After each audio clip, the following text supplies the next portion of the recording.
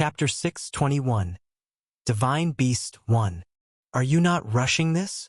Luna's voice echoed in my mind as I stared out the window of our private jet, watching the northern continent's snow-capped peaks grow larger beneath us. I was currently en route to Luminark, the capital city of Creighton family territory, with what amounted to Ouroboros's core leadership team. Well, almost the entire core. Reika sat across from me, reviewing operational reports with her characteristic focus, while Callie occupied the seat beside her, absently practicing minor spatial manipulations that made the air shimmer around her fingers. Jean had remained in the western continent to maintain our newly established operations. Someone needed to ensure our processing networks continued functioning smoothly while monitoring for the inevitable political backlash. Elias and Carrie were holding down the fort in Avalon, managing guild operations and territorial responsibilities that couldn't be neglected during my absence. Luna's not wrong to question the pace, I admitted silently, considering the rapid expansion we'd undertaken over the past few months. But sometimes rapid advancement is the only way to stay ahead of developing threats. The West is not easy to conquer, Luna reminded me, her mental voice carrying the weight of hard-won wisdom. You've disrupted established power structures and profit margins. They won't simply accept your success gracefully. She was absolutely right, and that reality was precisely why this journey to the northern continent was necessary. The western continent would strike back, not through legal channels or diplomatic protests, but through the kind of direct action that characterized a world where individual power could reshape entire regions. The attacks are coming, I thought with grim certainty. And when they do, Ouroboros needs to be strong enough to survive them. The organizations that would move against us wouldn't be cartoonishly evil like the Five Cults had been. They would be legitimate businesses, established guilds, and regional powers whose interests we'd threatened through our success. They would justify their actions as necessary market corrections, defensive measures against unfair competition, or simple business disputes that required resolution through force. This world seems modern and civilized on the surface, I reflected, watching clouds drift past our aircraft's windows. But underneath, it's still governed by the fundamental principle that might makes right. The class system that persisted across all continents was the clearest evidence of this reality. Why hadn't democratic revolutions abolished nobility and aristocracy? Because those nobles possessed the magical power to level cities if threatened. How could you overthrow a king who commanded nine-circle magic capable of reducing entire armies to ash? It's possible, certainly, I acknowledged, but incredibly difficult when your opponents can personally eliminate thousands of people with the right spell. This principle extended to every aspect of society. Business disputes were ultimately resolved by whoever possessed superior force. International negotiations succeeded or failed based on the magical capabilities of the participants. In the end, everything comes down to strength, I concluded. Political connections help, wealth provides resources, but raw magical power determines what's actually achievable. Ouroboros had grown rapidly, but our success remained dependent on factors beyond our direct control. Our western continent operations relied on partnerships that could be severed through political pressure. Our technological advantages could be replicated given sufficient time and resources. Our market position could be undermined through coordinated action by established competitors. What we need is untouchable power, I thought. Capabilities that can't be replicated, neutralized, or negotiated away. The northern continent offered opportunities to develop exactly that kind of power. Access to the Ashen territories would provide resources that no other organization could even attempt to harvest. A divine beast would grant me magical capabilities that transcended normal advancement paths. Callie's transformation into a zombie princess would give us access to necromantic abilities that complemented my own while establishing her as a force capable of independent action.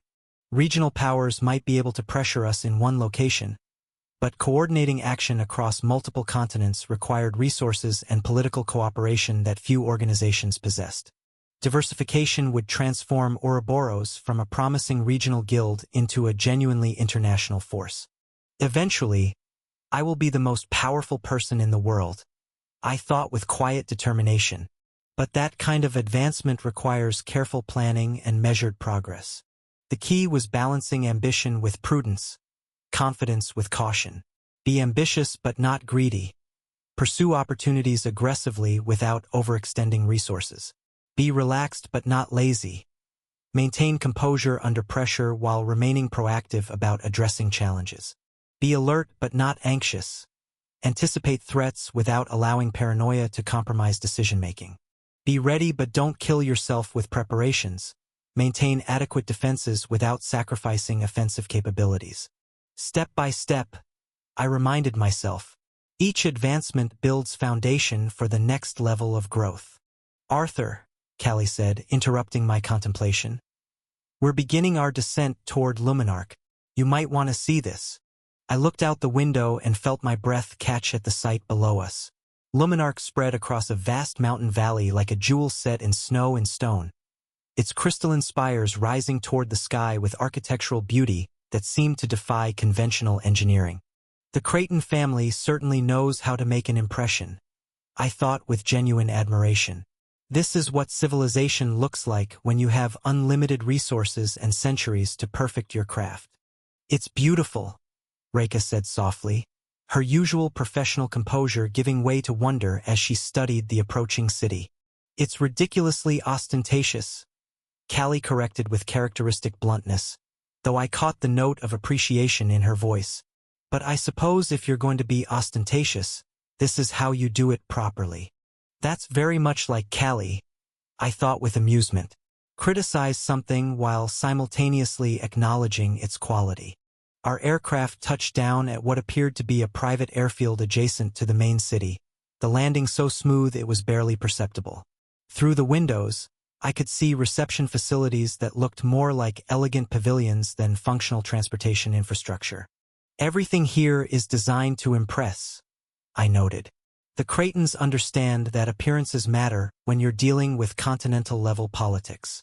As we disembarked, the crisp mountain air filled my lungs with a freshness that was noticeably different from the Western continent's more arid climate. This feels like home in a way the Western continent never did, I realized. Arthur. The familiar voice made me turn just in time to catch Rachel as she launched herself at me with characteristic enthusiasm. Her blonde hair caught the afternoon sunlight as she wrapped her arms around me in a hug that lifted her feet off the ground. Her sapphire eyes bright with joy that made my chest tighten with affection. 2 months, I thought, returning her embrace and breathing in the familiar scent of jasmine that always accompanied her. It's been 2 months since I've seen her. I missed you so much, Rachel said, her voice slightly muffled against my shoulder.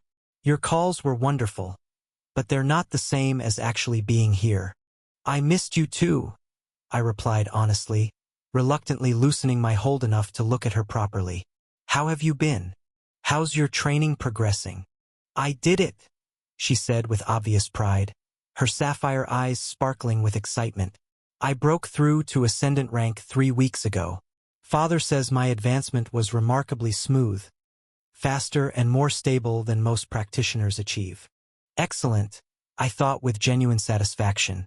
Rachel, that's incredible, I said, my congratulations entirely sincere. Breaking through to Ascendant rank at your age is extraordinary, even for someone with your talent. Thank you, she beamed, then looked at me with curious eyes. What about you? I could sense something different the moment you got close. Your aura feels deeper. Mid-Ascendant rank, I confirmed with a slight smile. The Western continent operations provided plenty of opportunities for advancement. Combat experience has a way of accelerating development. Rachel's eyes widened with admiration and something that looked like competitive excitement. Mid-Ascendant rank already? Arthur, that's incredible progress. Speaking of which, Rachel said, her expression shifting to curiosity as she noticed Rekha and Callie approaching with our luggage. Father is eager to meet with you about the Etherite research coordination. He's been practically vibrating with excitement since your message arrived. Uncle Alastair has been looking forward to this as much as I have, I realized. The prospect of working with revolutionary magical materials would appeal to any researcher of his caliber. Chapter 622. Divine Beast 2. The self-driving vehicle that carried us from Luminark's airfield toward the Creighton estate was a marvel of magical engineering. Crystalline panels that provided panoramic views of the mountain landscape while maintaining perfect climate control, seats that adjusted automatically to provide optimal comfort, and a transportation system so smooth it felt like floating rather than traveling across terrain. Rachel had immediately taken the same car as me, settling against my side with a contentment that spoke to how much she'd missed physical proximity during our 2 months of separation. Her warmth pressed against me as she curled up with her head resting on my shoulder, one hand absently tracing patterns across my chest while she pointed out landmarks through the vehicle's transparent walls. "That peak there is where I had my ascendant rank breakthrough," she said softly, indicating a mountain summit that seemed to glow with inner light. "Father took me there for a meditation retreat, and something about the magical saturation just clicked. One moment I was pressing against the wall, the next I was through it. The way she describes it makes breakthrough sound almost effortless," I observed with admiration.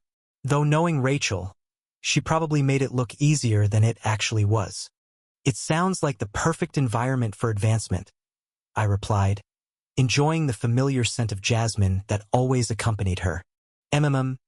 Rachel murmured, snuggling closer with the kind of physical affection that reminded me exactly how much I'd missed her during the intensive Western continent operations.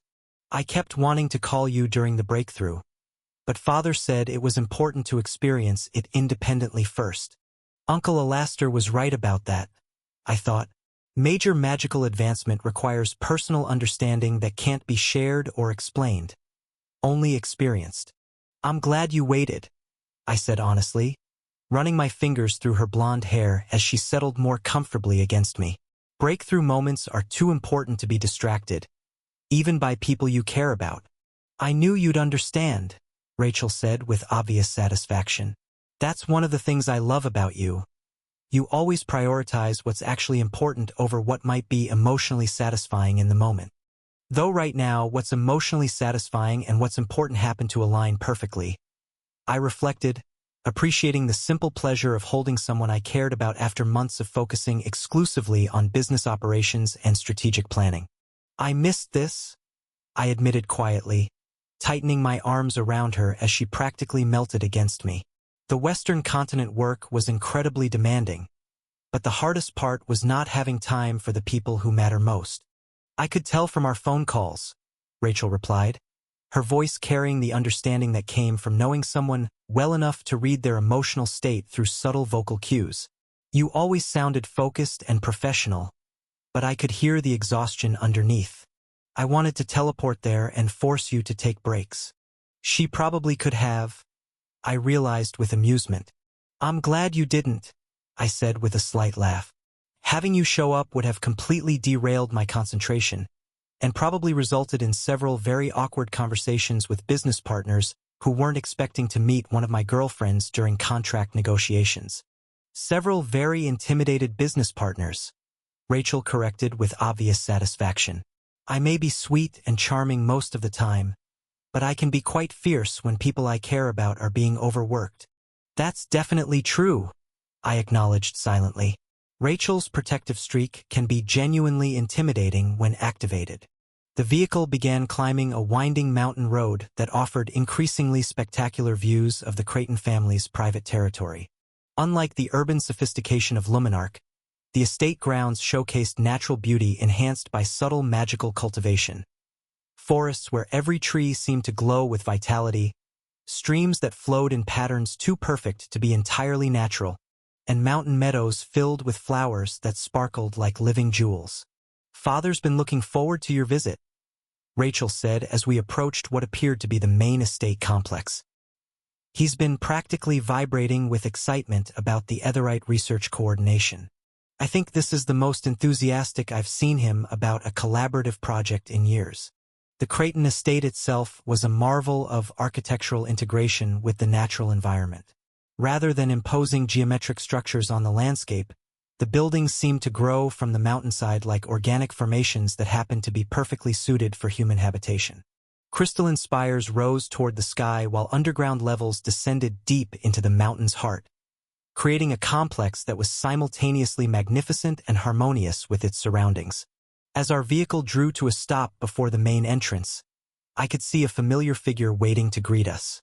Alastor Creighton stood framed in the doorway like a living embodiment of noble authority. Silver hair that seemed to hold its own inner light, sapphire blue eyes that missed nothing, and a bearing that spoke to power so absolute it required no demonstration. One of 4 nine-circle mages in the world, I reminded myself as we prepared to disembark, and one of 10 humans alive at Radiant rank. Uncle Alastor represents the pinnacle of what mind aspect advancement can achieve. Ready to face Father? Rachel asked with slight amusement, though I caught the note of genuine affection in her voice when she mentioned him. Always, I replied, though I was already preparing myself for the inevitable protective-father dynamics that would complicate our interaction. We stepped out of the vehicle together, Rachel immediately moving to take my arm in a gesture that was both affectionate and possessive.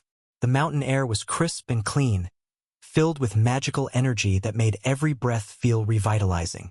"Arthur," Alastor said, his voice carrying warmth that was genuinely welcoming. "Welcome to our home. I trust the journey was comfortable?" "Very much so," I replied, approaching to offer the respectful greeting appropriate for someone of his stature.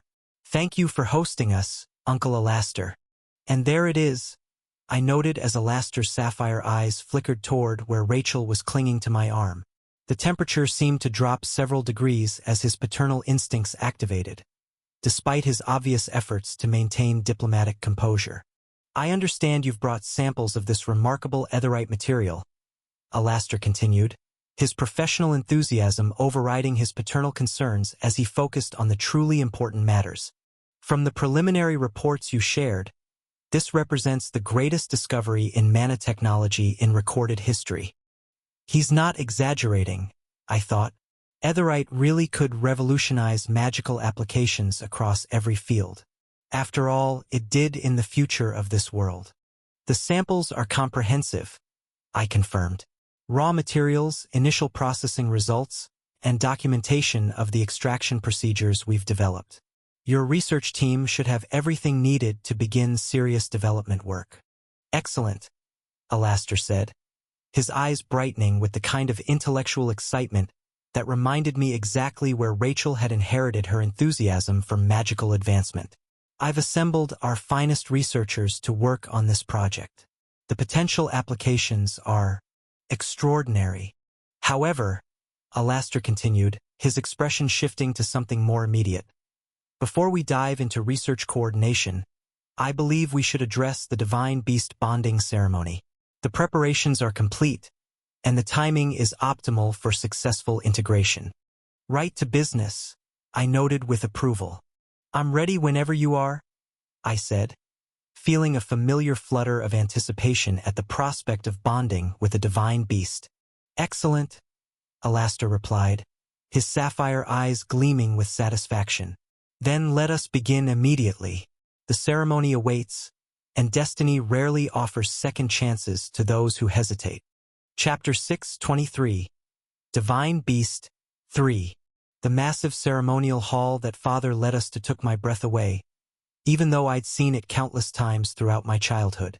The space soared upward for what seemed like impossible distances, its crystalline walls channeling and amplifying pure light until the entire chamber hummed with concentrated divine energy. At the center, a ritual circle carved from pure starlight marble gleamed with inscribed runes that had been crafted by the finest enchanters the Creighton family could commission. This facility represents centuries of research and development, I thought, studying the intricate magical arrays that covered every surface. My ancestors built this specifically to help pure light users achieve divine beast bonding, something that was previously only possible if they were found in nature. Arthur walked beside me, his presence both comforting and slightly intimidating now that I could sense his advancement to mid-ascendant rank. The power radiating from him was stronger than when he'd left for the Western continent, refined and focused in ways that spoke to intense combat experience. "He's grown so much stronger," I realized with a mixture of pride and determination. "I need to prove that I can match his development, that I'm worthy of standing beside him as an equal partner." Callie and Reika followed behind us, both studying the ceremonial hall with obvious professional interest. Callie's black hair caught the ambient pure light as her sharp eyes analyzed the magical infrastructure with the precision of someone who understood complex enchantment systems. Reika maintained her characteristic composed expression, though I could see her violet eyes tracking every detail with the thoroughness that made her such an effective subordinate for Arthur, though her gaze seemed to be teetering on something a bit beyond. "The spire above us," Father said, his voice carrying easily through the vast space as he gestured toward the crystalline tower that rose through the chamber's center, "has been designed to channel concentrated pure light across multiple layers of space-time simultaneously. Divine beasts exist all over the world," he continued, his sapphire eyes bright with enthusiasm for the subject. "The spire creates a resonance cascade that attracts compatible entities from across the entire world, allowing them to manifest here for the bonding process." Arthur nodded with obvious understanding, his own magical knowledge sophisticated enough to appreciate the complexity of what Father was describing. I'd been preparing for this moment for years, training in pure light manipulation and spiritual discipline until both had become second nature, as that was my duty as the future saintess of this world.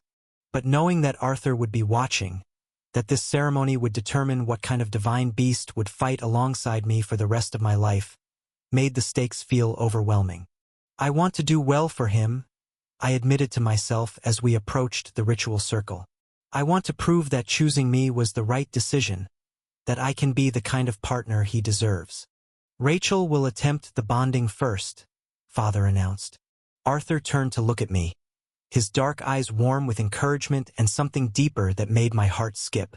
"You've got this," he said softly, his confidence in my abilities both touching and slightly intimidating. "He believes in me completely," I realized, feeling some of my nervousness transform into determination. "I can't let him down." "Cheer for me?" I asked, rising on my toes to press a gentle kiss to his cheek. The simple contact sent warmth through me that had nothing to do with magic and everything to do with how much I'd missed being close to him. "Always," Arthur replied, his smile carrying the kind of warmth that made me feel like I could accomplish anything. "He doesn't seem anxious at all," I noted, finding his calm confidence both reassuring and slightly puzzling. Either he has complete faith in my abilities, or he knows something about this process that I don't. I stepped into the ritual circle, feeling the ancient runes respond to my presence with subtle vibrations that resonated through my bones. The starlight marble beneath my feet began to glow more brightly, while the crystalline spire above me hummed with increasing energy as Father's technology activated in response to my pure light signature. "This is it," I thought, closing my eyes and beginning the meditation techniques that would prepare me for channeling maximum pure light output. Everything I've trained for, everything I've worked toward, comes down to the next few minutes. The first step was establishing perfect internal balance, aligning my magical energy, emotional state, and spiritual focus into a unified whole.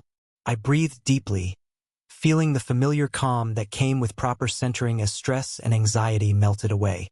"I am Rachel Creighton," I reminded myself, "future saintess of the world, daughter of one of the most brilliant mages alive, and someone worthy of standing beside Arthur Nightingale. I can do this." With my internal state stabilized, I began channeling pure light through my mana circuits, feeling the familiar warmth build from my core and spread throughout my body. The spire above me responded immediately, amplifying and focusing my energy with precision that spoke to Father's engineering brilliance.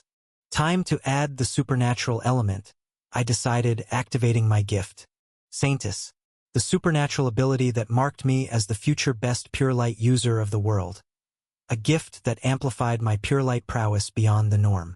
As it activated, my pure light transformed from mere energy into something that carried the weight of celestial power.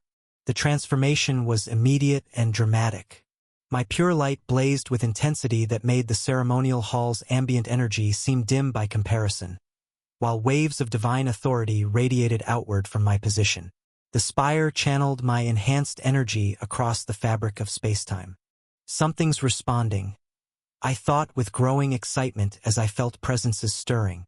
Multiple somethings, actually. I could feel their evaluation, their assessment of whether I was worthy of partnership. Please, I found myself thinking as the magical resonance built toward a crescendo. I need a partner worthy of supporting Arthur's ambitions. Something that can help me protect the people I care about. The response came like a lightning strike. Wings of living flame spread across the ceremonial hall while a voice like controlled thunder resonated through dimensions. Phoenix. Not just any phoenix, but a male phoenix, whose very presence transformed the ceremonial hall into something approaching a divine sanctuary. Oh my, I thought, staring up at the magnificent creature that had chosen to answer my call. This is considerably more than I expected. A small phoenix settled onto the ritual circle beside me. His flame-bright eyes bright with youthful curiosity and inherent nobility that spoke to his divine nature. Though he was barely larger than a large eagle, his presence filled the entire ceremonial hall with warmth and potential. When he spoke, his mental voice carried the clear tones of youth touched with ancient wisdom.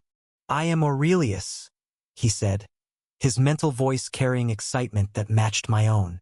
"I have been waiting to find my partner, someone worthy of growing strong together." Around the ceremonial hall, I could hear stunned silence from everyone present.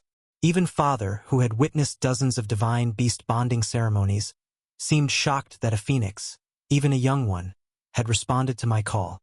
A phoenix, I thought with wonder and growing exhilaration. I called forth a baby phoenix. Arthur's voice cut through the amazed silence, carrying pride and satisfaction that made my heart soar. "Incredible, Rachel. A phoenix, that's extraordinary. He's proud of me?" I realized, feeling tears of joy gather at the corners of my eyes. I did well. I proved myself worthy of bonding with the rarest divine beast. The bonding process itself was surprisingly gentle after the dramatic manifestation.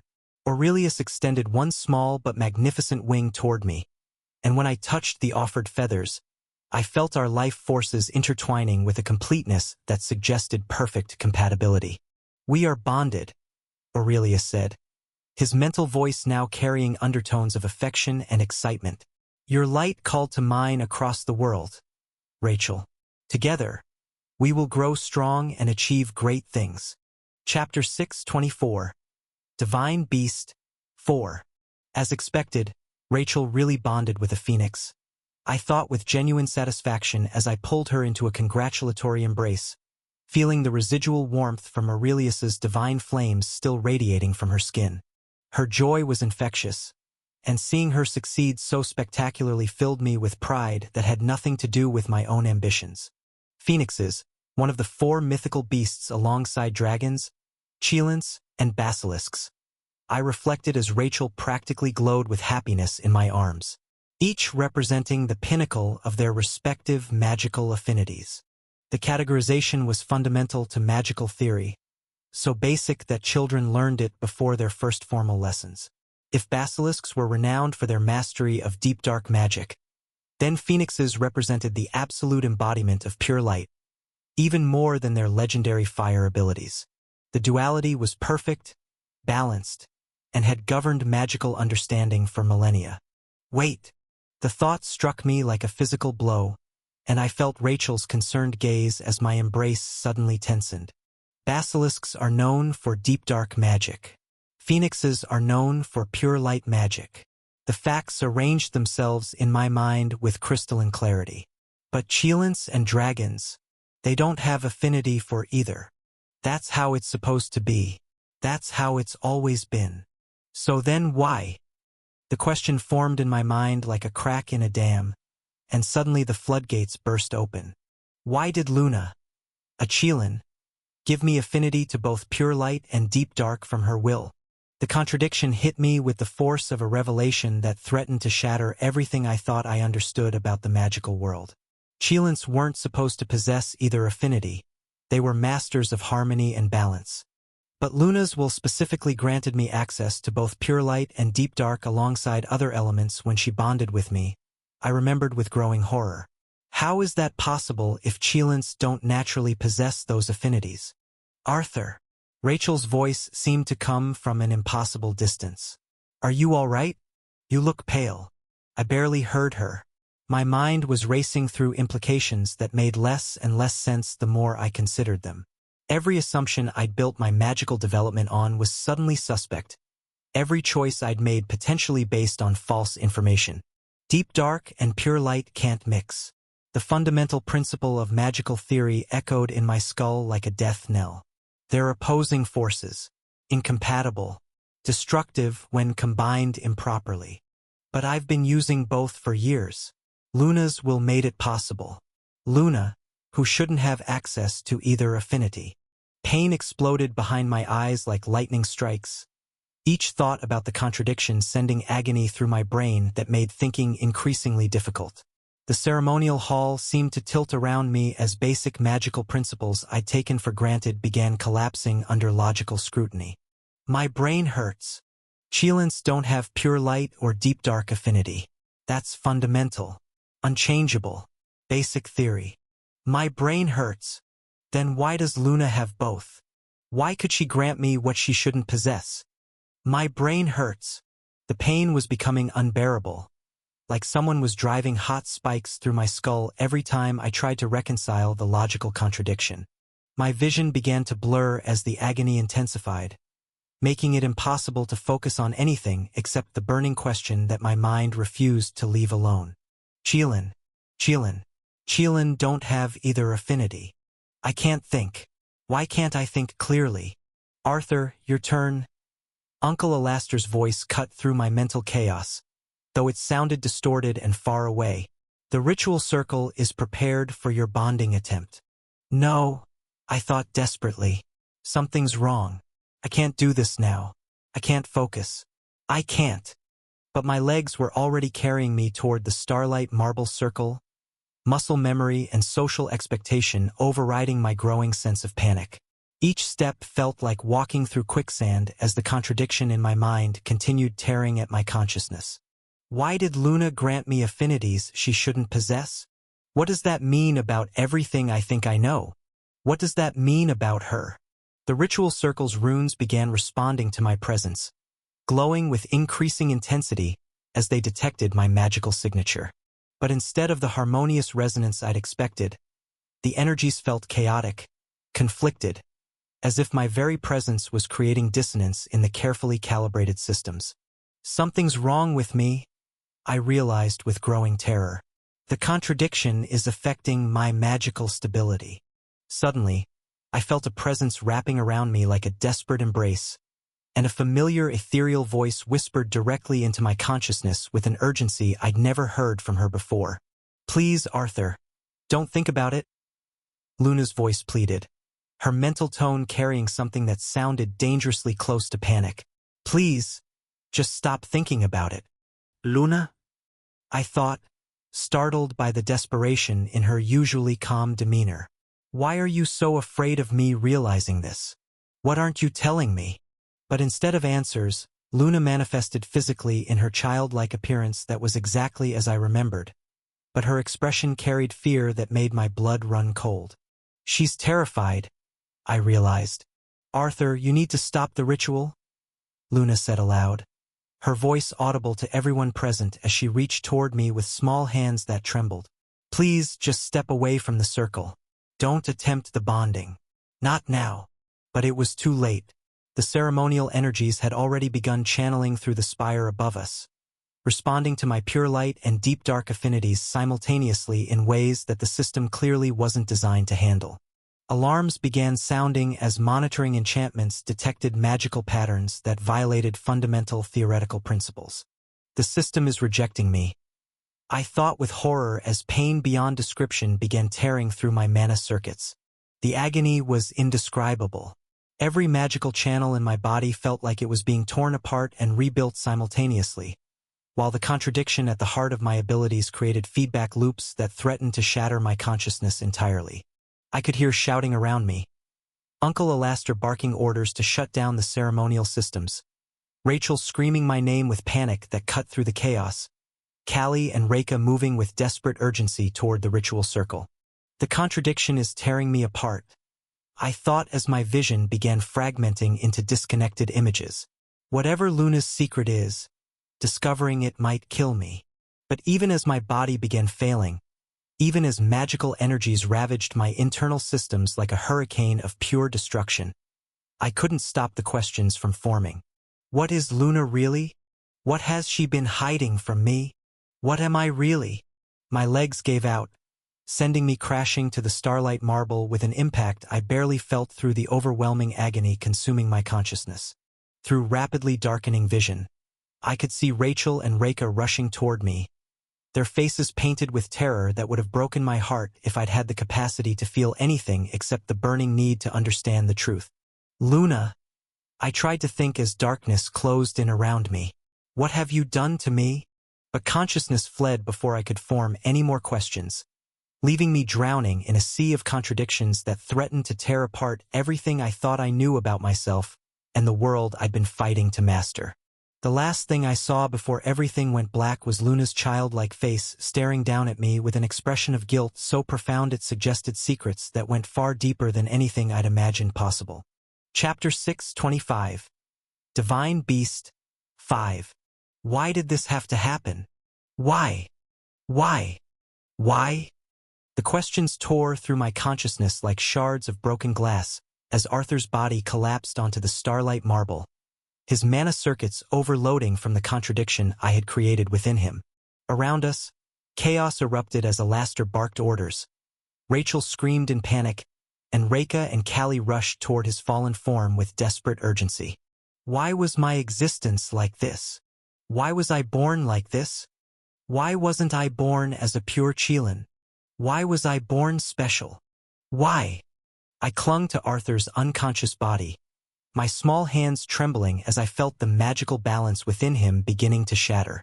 The deep dark was overwhelming his pure light, consuming him from the inside out like a poison I had unknowingly fed him for years.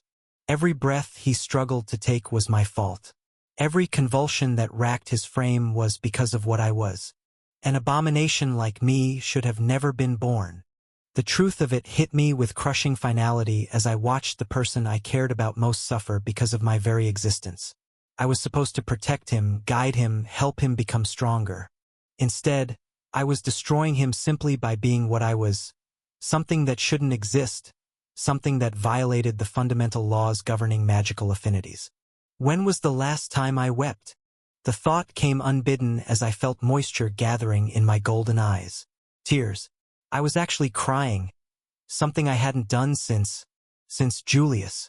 Since the moment his connection with me had severed and I hadn't even been able to witness his death with my own eyes, leaving me alone in a void of guilt and grief that had defined my existence for decades. And now I'm crying again. Again. Why am I so useless? The memories of Tiamat's words echoed mockingly in my mind. Special, she had called me when I was born. The most powerful dragon in existence had sung my praises, declared me unique among all Qilins, a creature destined for greatness beyond anything the world had seen. So why am I like this? Why am I so pathetic?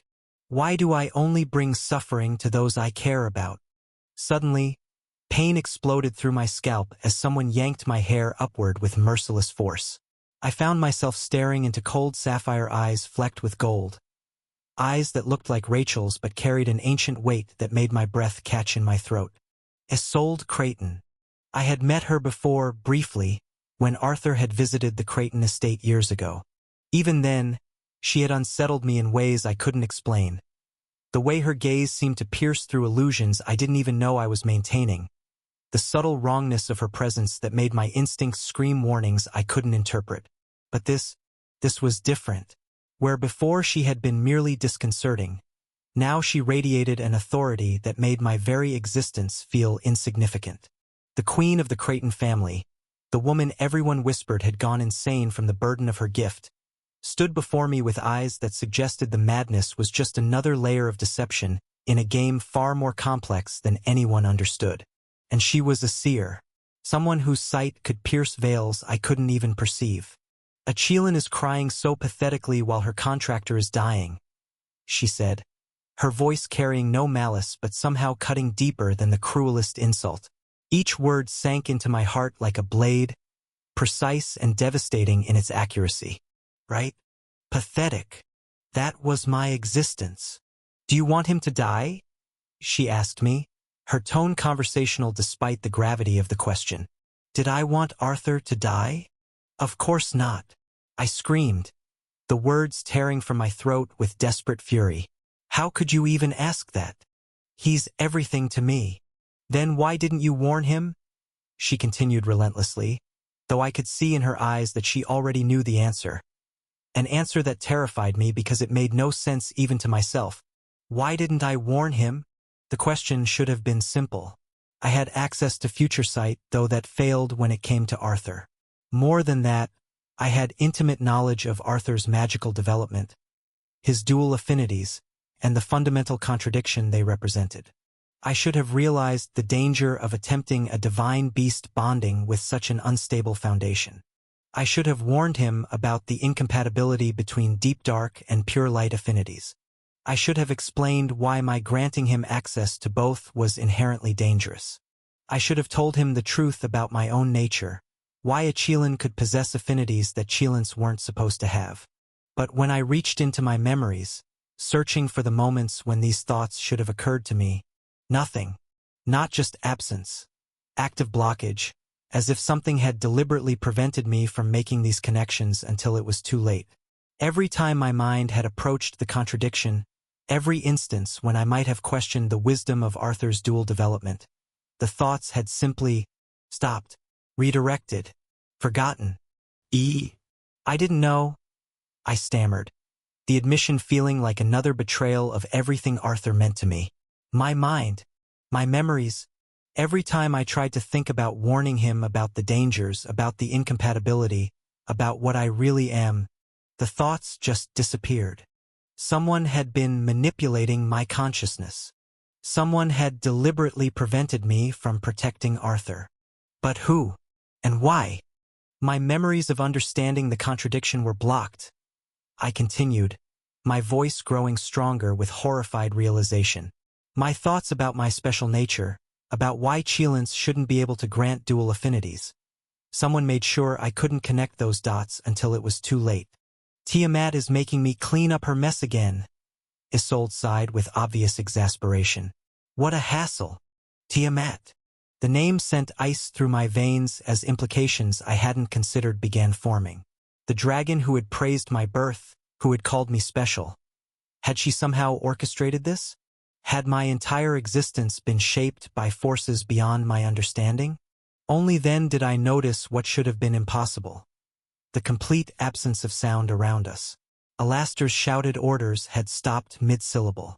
Rachel's scream hung frozen in the air. Reka and Callie were motionless, suspended in the act of rushing toward Arthur's fallen form. Time was paused. My breath hitched as the implications hit me. I might be sealed and weakened, but I was still fundamentally a low radiant rank entity in terms of power. Isolde shouldn't be strong enough to achieve something this sophisticated, especially not with such casual ease. Even Alastair, despite his reputation as one of the world's most powerful mages, was only low radiant rank himself. How is she doing this? What the hell is going on? What is she really? Desperate for answers, I activated my future sight, the innate gift that allowed Qilins to perceive the threads of fate and possibility that governed existence. Nothing. My eyes, which should have been blazing with prophetic vision, remained frustratingly dim. In the presence of this woman, my most fundamental ability simply didn't work. It was as if she existed outside the normal flow of causality, immune to the very forces that allowed me to see potential futures. A Qilin who couldn't even read fate. What was my existence at this point? Stupid girl, Isolde said, her tone carrying the weary patience of someone explaining obvious truths to a particularly slow child. You are the most important piece in this game, so behave like it already. Julius doesn't want to see you like this. Julius. The name hit me like a physical blow, bringing with it a rush of grief and longing that threatened to overwhelm my already fractured composure. How dare she speak his name? How dare she invoke the memory of the only person who had ever truly understood me, who had accepted what I was without trying to change or use me. "How dare you say his name?" I snarled, my small form trembling with rage that felt inadequate against the enormity of my pain. "This is why I wanted to die?" Isolde sighed, tilting her head with the air of someone carrying burdens too heavy for any mortal mind. "Dealing with so much. It's annoying, you know. The responsibility, the knowledge, the necessity of watching good people suffer for the sake of larger patterns." Her eyes shifted, and suddenly I was staring into depths that defied comprehension.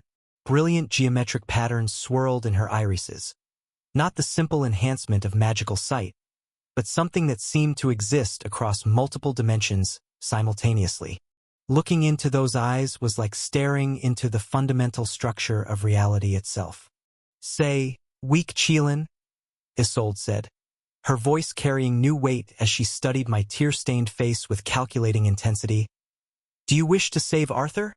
The question hung in the frozen air between us, laden with implications that made my soul shiver.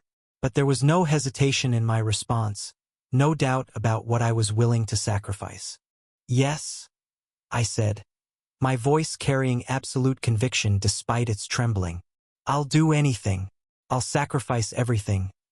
My power, my memories, my very existence. If it means saving him. I don't care what it costs me. I don't care if I cease to exist entirely. Arthur matters more than anything else." Isolde studied me for a long moment, her impossible eyes weighing my words against criteria I couldn't fathom. Finally, she nodded with something that might have been approval. "Good," she said simply. "That's exactly what I needed to hear." She leaned closer, her voice dropping to a whisper that seemed to bypass my ears entirely and speak directly to my consciousness. What she told me next made my golden eyes widen in shock, terror, and desperate hope all at once. The instructions were clear, terrible, and absolutely necessary. And they would change everything. Chapter 626. Akasha's Eyes 1. Alastor's mind raced as he assessed the chaos unfolding before him, his sage's eyes automatically analyzing every detail with the precision that had made him one of the world's most formidable mages. "I could forcefully terminate the ritual," he thought grimly, magical power gathering around him like a storm barely held in check. "But the backlash would likely destroy not just the hall, but Arthur himself. His mana circuits would fry completely." His gaze shifted to the small figure clinging desperately to Arthur's unconscious form. A girl with violet hair and golden eyes whose presence pressed against his senses like a blade drawn across silk. The power radiating from her was unmistakable, ancient, and profound despite her childlike appearance. A Qilin. The recognition hit him with startling clarity as his sage's eyes pierced through layers of concealment and misdirection. Not a divine beast summoned by the ritual, Qilins weren't categorized as such. More concerning, this wasn't a juvenile creature like Rachel's phoenix. A fully mature Qilin, bound by seals so powerful they strain even my sight to penetrate. What is such a being doing here? And why is she so obviously connected to Arthur? Before he could pursue that line of investigation further, reality shifted in ways that made his blood freeze. Time stuttered, space folded, and suddenly, impossibly, she was there. Isolde, his wife, the love of his life and mother of his daughters. The woman whose brilliant mind and extraordinary gift had helped protect the northern continent for decades. The woman he had been forced to imprison for reasons that still tore at his soul every day. How? Alastor's power erupted instinctively, a corona of devastating energy that could have leveled mountains. But even as his magic blazed with the fury of a radiant rancor, he felt small before her presence. Isolde stood there with the calm composure of someone who had transcended such concerns, her sapphire eyes holding depths that spoke to knowledge beyond mortal comprehension. Acting on instincts honed by decades of protecting sensitive information, Alastor fractured the space around them with surgical precision. Light bent and twisted at his command, creating a pocket of distorted reality that would hide whatever was about to unfold from any potential observers. In the same instant, he extended his power toward Reka and Callie, rendering them unconscious before they could fully process what they were seeing. Some truths are too dangerous to witness, Mother. Rachel's voice cut through the tension like a broken cord, her face draining of color as recognition dawned. Her hand flew to cover her mouth as her body began trembling with memories that should have been buried. Alastor moved swiftly to support his daughter as her legs threatened to give out, feeling his heart break as he witnessed the trauma Isolde's mere presence could still inflict. Rachel's reaction was understandable. The last time she had seen her mother, the encounter had left scars that years of healing hadn't fully erased. This is exactly why I had to make that choice, he reminded himself, though the justification felt hollow in the face of his daughter's pain. What are you doing here, Isolde? Alastor demanded, his voice carrying the authority of someone accustomed to commanding respect from continental leaders. How did you escape containment? And why now? If she's here to harm Arthur, I'll have to stop her, even if it means I am saving the boy's life, Alastor, Isolde replied with the calm certainty of someone stating obvious facts. Nothing more, nothing less. Her eyes met his directly, and despite all his power, all his experience, all his careful preparation, Alastor felt himself diminish under that gaze. Because Isolde's eyes weren't merely special, they transcended the normal categories of supernatural ability entirely. Asha's eyes, the gift that connected her directly to the Akashic records, granting sight that encompassed past, present, and future. Not true omniscience, even Isolde's considerable talent limited her to high immortal rank in terms of raw power, but something far more dangerous than mere strength. She can see outcomes I can't even imagine, possibilities that stretch across centuries of causality. Which meant that if Isolde claimed she could save Arthur, she wasn't speaking from hope or theory. She had seen the path to success with her own impossible sight. How will you save him? Alastor asked, choosing his words carefully. 1,000 other questions burned in his mind: why she had changed, what had driven her to the actions that had forced his hand, whether the woman he had loved still existed beneath whatever she had become. But he forced himself to focus on immediate necessity. The boy's balance has been shattered, Isolde said, her clinical tone at odds with the gravity of Arthur's condition. Deep dark energy is consuming his body from within, overwhelming his pure light channels and creating cascade failures throughout his entire system. I can see that much myself, Alastor thought impatiently. What I need to know is how to fix it. The solution is elegant in its simplicity, Isolde continued. I will inscribe a divine miracle directly onto his body, creating a stabilizing matrix that can contain the opposing forces. Alastor frowned, his analytical mind immediately identifying the flaw in her reasoning. Standard divine miracles aren't powerful enough for this level of instability. The inscription would burn out before it could establish equilibrium. Which is why I won't be placing it on his skin, Isolde said with the patience of someone explaining basic concepts to a child. I will inscribe it directly into his blood. Or rather, Luna will. Luna?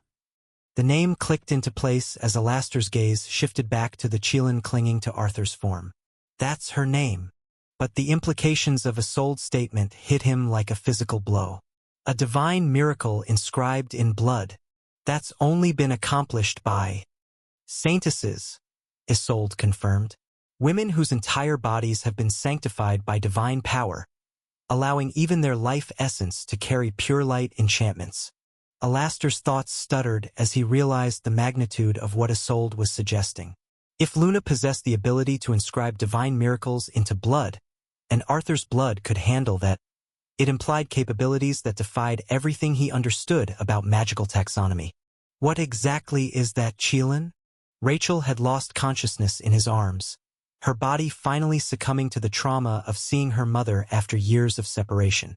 As Alastor supported her unconscious form, he found himself face to face with the woman who had once been his partner in everything. Ruling their territory, protecting their people, raising their children. The woman who had been his anchor in a world gone mad with power and politics. Why did you become like this? The question escaped before he could stop it, carrying years of suppressed pain and confusion. Why did you change, Isolde?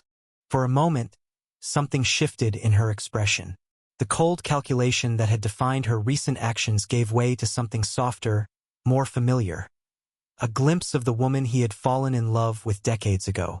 "I was proud of being born with these eyes," she said quietly, her voice carrying echoes of long-buried warmth.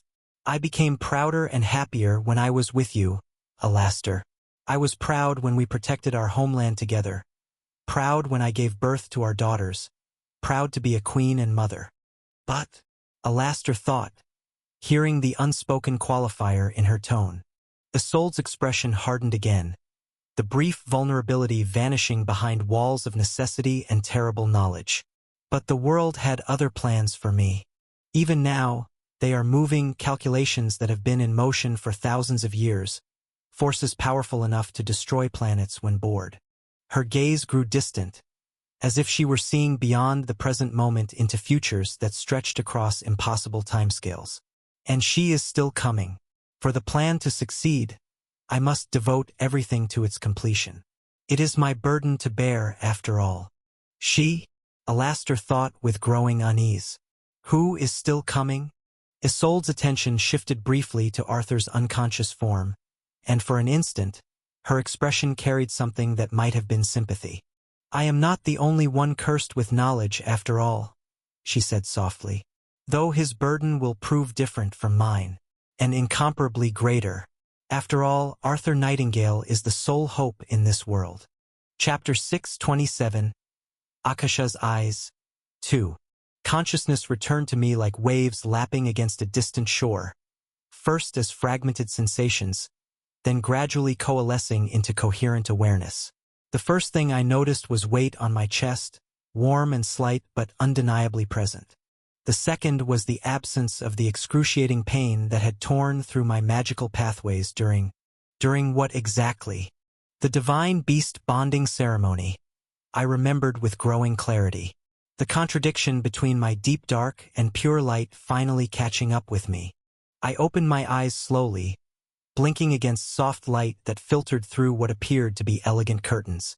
The room around me was unfamiliar yet clearly expensive, the kind of guest quarters that spoke to the Creighton family's legendary hospitality and unlimited resources. How long was I unconscious? The weight on my chest shifted slightly, and I looked down to see Luna curled up on me in her child form, the only physical manifestation she could maintain given my current power level. Her violet hair spilled across my shirt like liquid silk, and her small form rose and fell with the rhythm of peaceful sleep. She stayed with me, I realized, with a mixture of warmth and concern. Before I could examine that thought too closely, familiar presences stirred at the edges of my consciousness. Erebus, my lich companion, reached out through our mental connection with the kind of careful inquiry that suggested genuine worry. "Master." His voice echoed in my mind, carrying uncharacteristic uncertainty. "Your mana circuits experienced severe trauma. Are you functional?" That's Erebus's way of asking if I'm all right, I thought with slight amusement. Even in moments of crisis, my lich maintained his clinical approach to everything. "I'm fine, Erebus," he replied mentally. Shaken, but intact.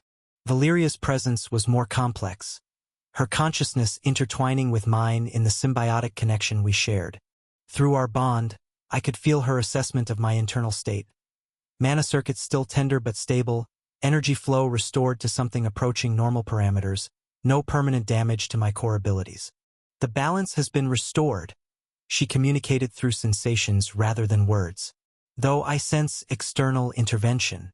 Something changed while you were unconscious." External intervention? The thought was troubling. What kind of intervention? But before I could pursue that line of inquiry, Luna stirred on my chest. Her golden eyes fluttered open, meeting mine with an expression that immediately shifted from sleepy contentment to overwhelming relief. "Arthur," she gasped, her small hands gripping my shirt as she pushed herself up to look at me properly. "You're awake. You're actually awake."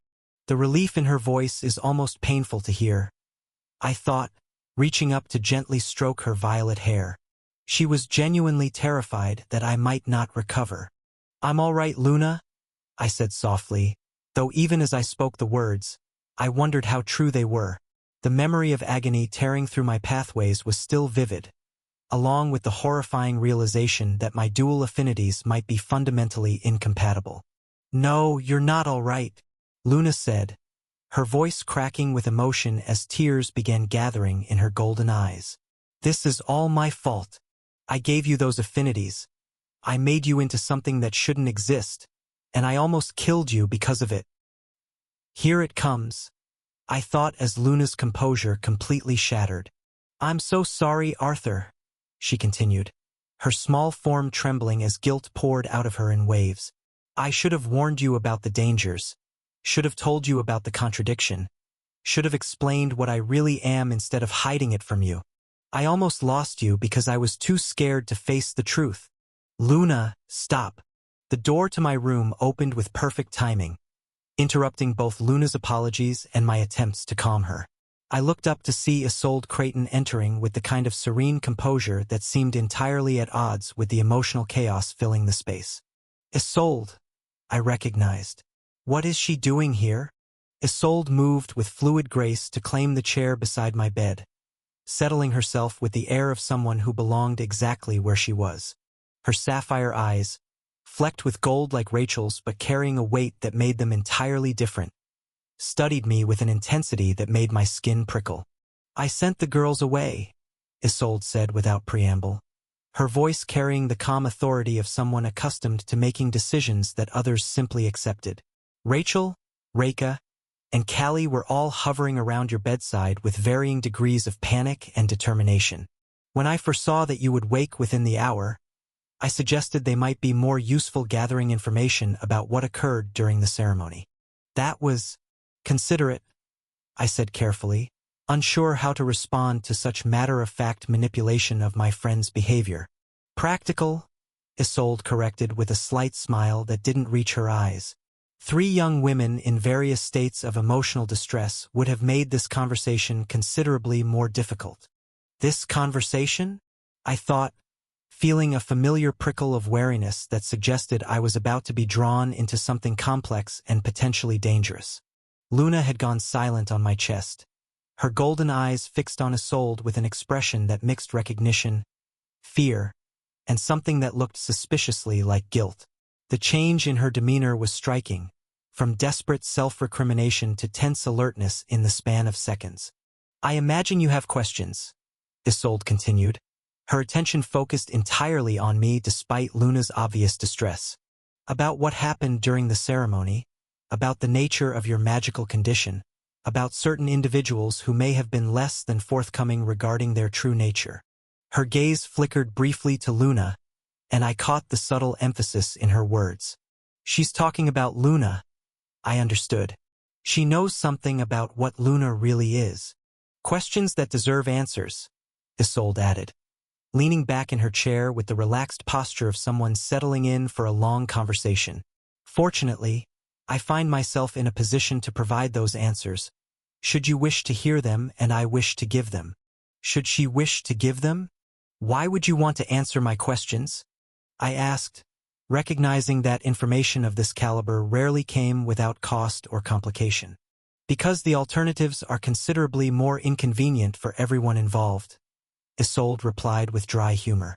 "Because certain truths have remained hidden for too long and are beginning to cause problems that affect more than just you." Luna shifted uncomfortably on my chest, her small hands gripping my shirt as if anchoring herself against whatever revelations were about to unfold. The fear in her golden eyes was genuine and profound, suggesting that whatever Isolde was prepared to discuss, Luna understood the magnitude of it far better than I did. "I should warn you," Isolde continued, her sapphire eyes holding mine with hypnotic intensity, "that some of what I'm prepared to share will challenge assumptions you've held about the nature of magic, the structure of reality, and the true identities of certain individuals in your life." Her gaze shifted meaningfully to Luna again, and I felt my Chelan companion tense against my chest. "She's talking about Luna specifically," I thought. "Whatever Luna has been hiding, Isolde knows about it." "However," Isolde said, her voice taking on the formal cadence of someone making an official declaration, "I am prepared to answer any questions you choose to ask if I wish to, for as long as I wish to continue this conversation, with complete honesty regarding matters that others have found inconvenient to discuss. The weight of her offer settled over the room like a physical presence. Complete honesty about matters that had been deliberately concealed. Answers to questions that apparently went far deeper than I had imagined possible. "I will answer your questions, Arthur Nightingale," Isolde declared with the finality of someone pronouncing judgment. "About Luna, about yourself, about the forces that have shaped your development, and about the cosmic game you have unknowingly become a player in." Chapter 628. Akasha's Eyes, 3. "What are you?" I asked first, needing to establish basic understanding before diving into more complex questions. "Oh, an easy question to start with," Isolde said with obvious amusement, settling more comfortably into her chair. "I am the queen of the Creighton family, though I suppose our previous meetings were rather limited in scope.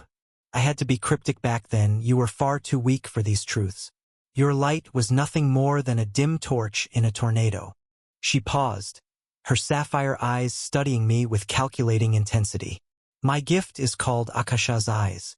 It connects me directly to the Akashic records managed by Akasha herself, granting me glimpses of past, present, and future." My eyes widened in shock. "That's completely different from what the novel described," I thought with growing unease, "and infinitely more powerful than I ever imagined possible. If she can see across time itself, then she's been manipulating events based on knowledge of future outcomes. Which means, what am I?" I asked next, the question feeling more urgent now that I understood the scope of her abilities. "Can't answer that one?" Isolde shook her head with what looked like genuine regret. "The reason being that your identity is still forming, still evolving. I cannot guide you toward a future I've seen, because in all the futures where I provide that guidance, you don't become what we need you to become." I felt a chill run down my spine as I processed her words. Basically, anything she tells me about my true nature would lock me into a predetermined path, a path that leads to failure according to her visions. So I'm like a puppet, I realized with growing horror. But a self-evolving puppet that has to discover its own purpose without guidance. The implications were staggering. Every choice I made, every path I pursued, was being observed and evaluated by forces that could see the outcomes before I even began. Yet they couldn't directly influence my development without compromising the very results they were trying to achieve. "There is an important question you should ask, though," Isolde said, her expression shifting to something more serious. "What is Luna?" Luna trembled violently against my chest at those words, her small hands gripping my shirt with desperate intensity. I could feel terror radiating from her in waves that spoke to secrets far darker than anything I had imagined.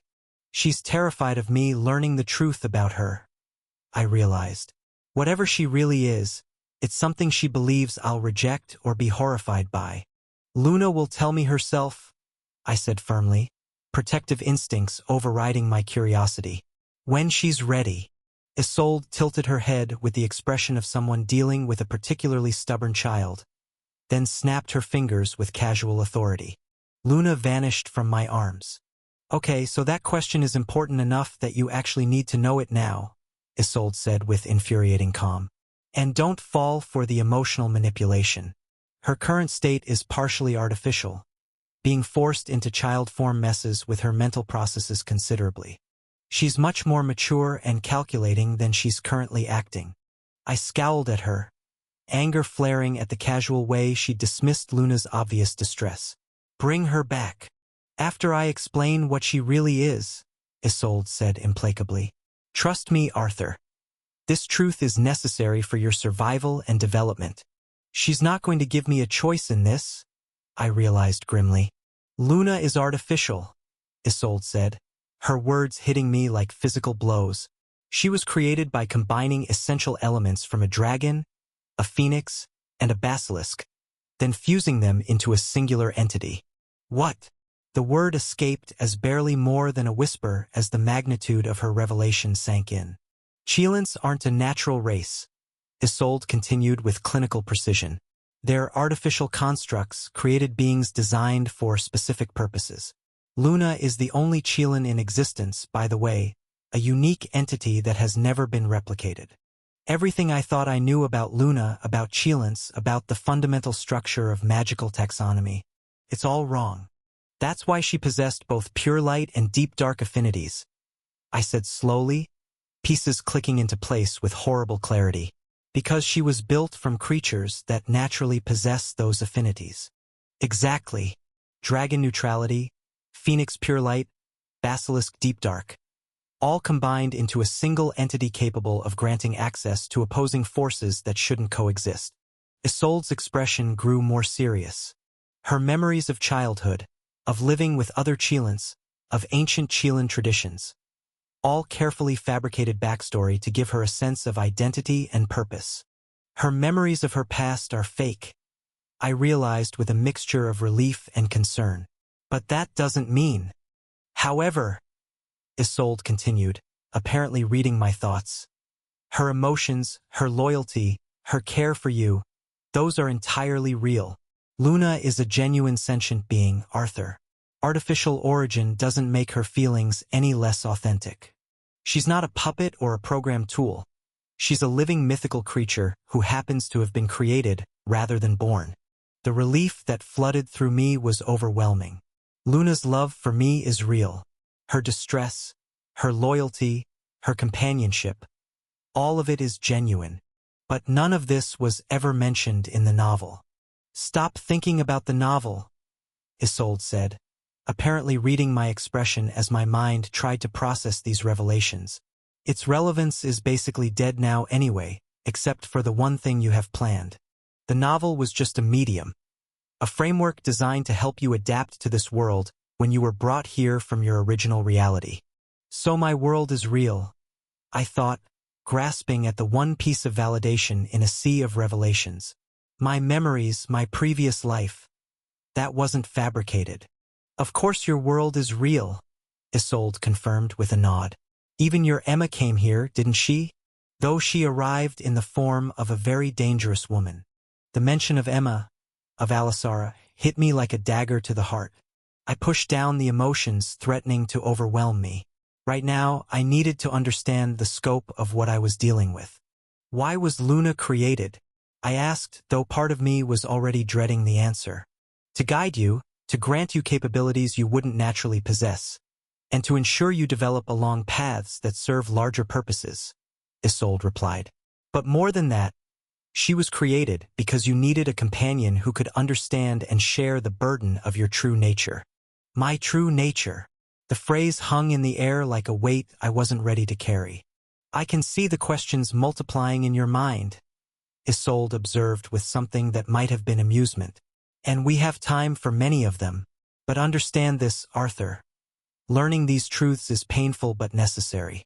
The cosmic game you've been drawn into operates on scales that dwarf individual concerns. Cosmic game. The phrase suggested conflicts and machinations that spanned dimensions and involved entities beyond human comprehension. I took a deep breath, steeling myself for what might be the most important question I could ask. Who created Luna? I asked quietly.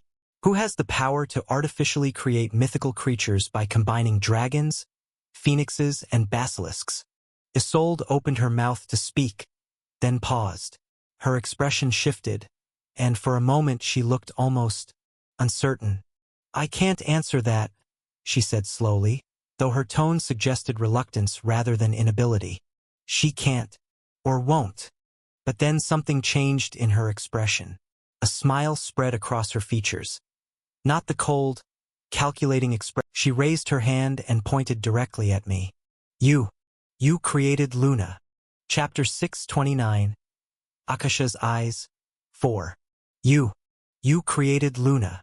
Isolde's words dropped like a thunderclap, and my mouth fell open in pure, unadulterated shock. The impossibility of it crashed over me in waves, each more overwhelming than the last. I created Luna? How is that even possible? I mean, the original Arthur did, Isolde clarified with the casual tone of someone discussing the weather rather than reality-breaking revelations. Arthur created Luna? But Luna has existed for much longer than Arthur has been alive. She was bonded to Julius, the founder of the Slate Mark Empire. That was 1,000 years ago. The contradiction made my head spin. Either Isolde was lying, or there were forces at work that defied everything I thought I understood about causality and time itself. Or was Luna's history with Julius fake as well? That wasn't fabricated, Isolde said, apparently reading my thoughts from my expression. Luna's bond with Julius was completely real. She has genuinely been alive for over 1,000 years, experiencing every moment of that existence. Then how did the original Arthur create her? I asked, my voice barely steady as I struggled to process the impossibility of what she was suggesting. Regression works by rewinding time, correct? Isolde asked with the patience of a teacher guiding a student toward understanding. So why couldn't something like temporal creation occur if regression has already been achieved in this world? The logic was sound, terrifyingly so. If I accepted that the original Arthur had somehow achieved regression, traveling back through time to restart his life with knowledge intact, then it wasn't impossible that he could have created Luna in some previous timeline and sent her back even further. But just how powerful was the original Arthur to accomplish something like that?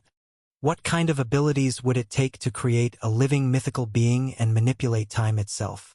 Well, that's a simple answer really, Isolde said with obvious satisfaction at my growing comprehension. I can't tell you the full extent of his capabilities, but I'll give you a general framework to understand the scope we're discussing. She leaned forward, her sapphire eyes gleaming with the intensity of someone sharing cosmic secrets. After mid-radiant rank, individuals must pass through the gates of transcendence to reach high radiant rank and eventually peak radiant rank. But beyond radiant rank entirely, there exists a higher tier, the highest rank achievable by sentient beings. This is where those called gods reside. Divine rank. Divine rank. The phrase carried implications that made my earlier understanding of power seem laughably naive. Currently, demons possess the largest number of divine rank entities, Isolde continued. 7 beings they call the demon lords, plus an 8th they refer to as the demon overlord.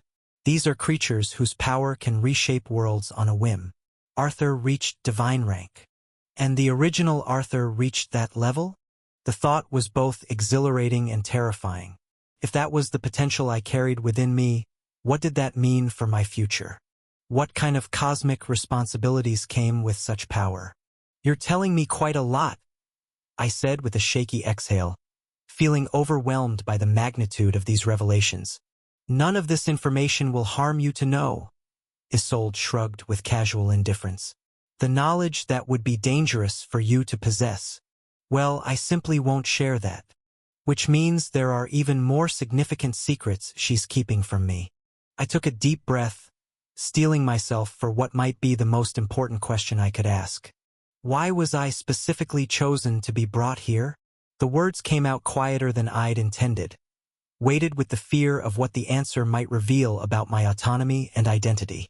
Since this will be the final question I entertain today, Isolde said, her expression growing more serious, I'll explain as much as I'm permitted to. She paused, studying me with those impossible eyes that seemed to see across dimensions. As you may know, there are 3 fundamental aspects that determine an individual's ultimate potential: mind, soul, and body. Through careful tuning of bloodlines and circumstances across generations, peak body aspect talent for Arthur Nightingale was achieved. Tuning across generations. The casual way she mentioned manipulating entire family lines was chilling. Unfortunately, she continued, no matter how much genetic and magical optimization was applied, mind aspect talent could never reach the heights required for our ultimate objectives. This limitation kept soul aspect development constrained, and thus overall potential remained insufficient. So we brought a genius from another world, Isolde concluded with satisfaction. A genius of mental capability and strategic thinking who would translate into a mind aspect prodigy in this reality. You, Arthur, represent the synthesis of optimized body potential with transplanted mind excellence. I'm not just reincarnated. I'm a deliberately crafted fusion of 2 different people's strengths. The revelation was staggering. Everything about my existence, my reincarnation, my advantages, even my relationships, had been carefully orchestrated by forces operating on timescales I could barely comprehend. Am I even really me anymore? Or am I just a composite being designed to fulfill someone else's agenda? Before I could voice any of these existential concerns, Isolde stood from her chair with fluid grace. But instead of simply leaving, she did something that shocked me more than any of her previous revelations. She bowed. Not a casual nod of acknowledgement, but a deep, formal bow that spoke to profound respect, or perhaps recognition of something I didn't yet understand about myself. Her sapphire eyes met mine briefly as she straightened, and in them I saw something that looked almost like anticipation. "Until we speak again, Arthur Nightingale," she said with the formality of someone addressing royalty. "May you grow into what you were destined to become." And then she was gone, leaving me alone with the wreckage of everything I thought I knew about reality. Luna was created by me, by original Arthur that achieved godlike power and manipulated time itself. My entire existence is the result of careful planning across generations.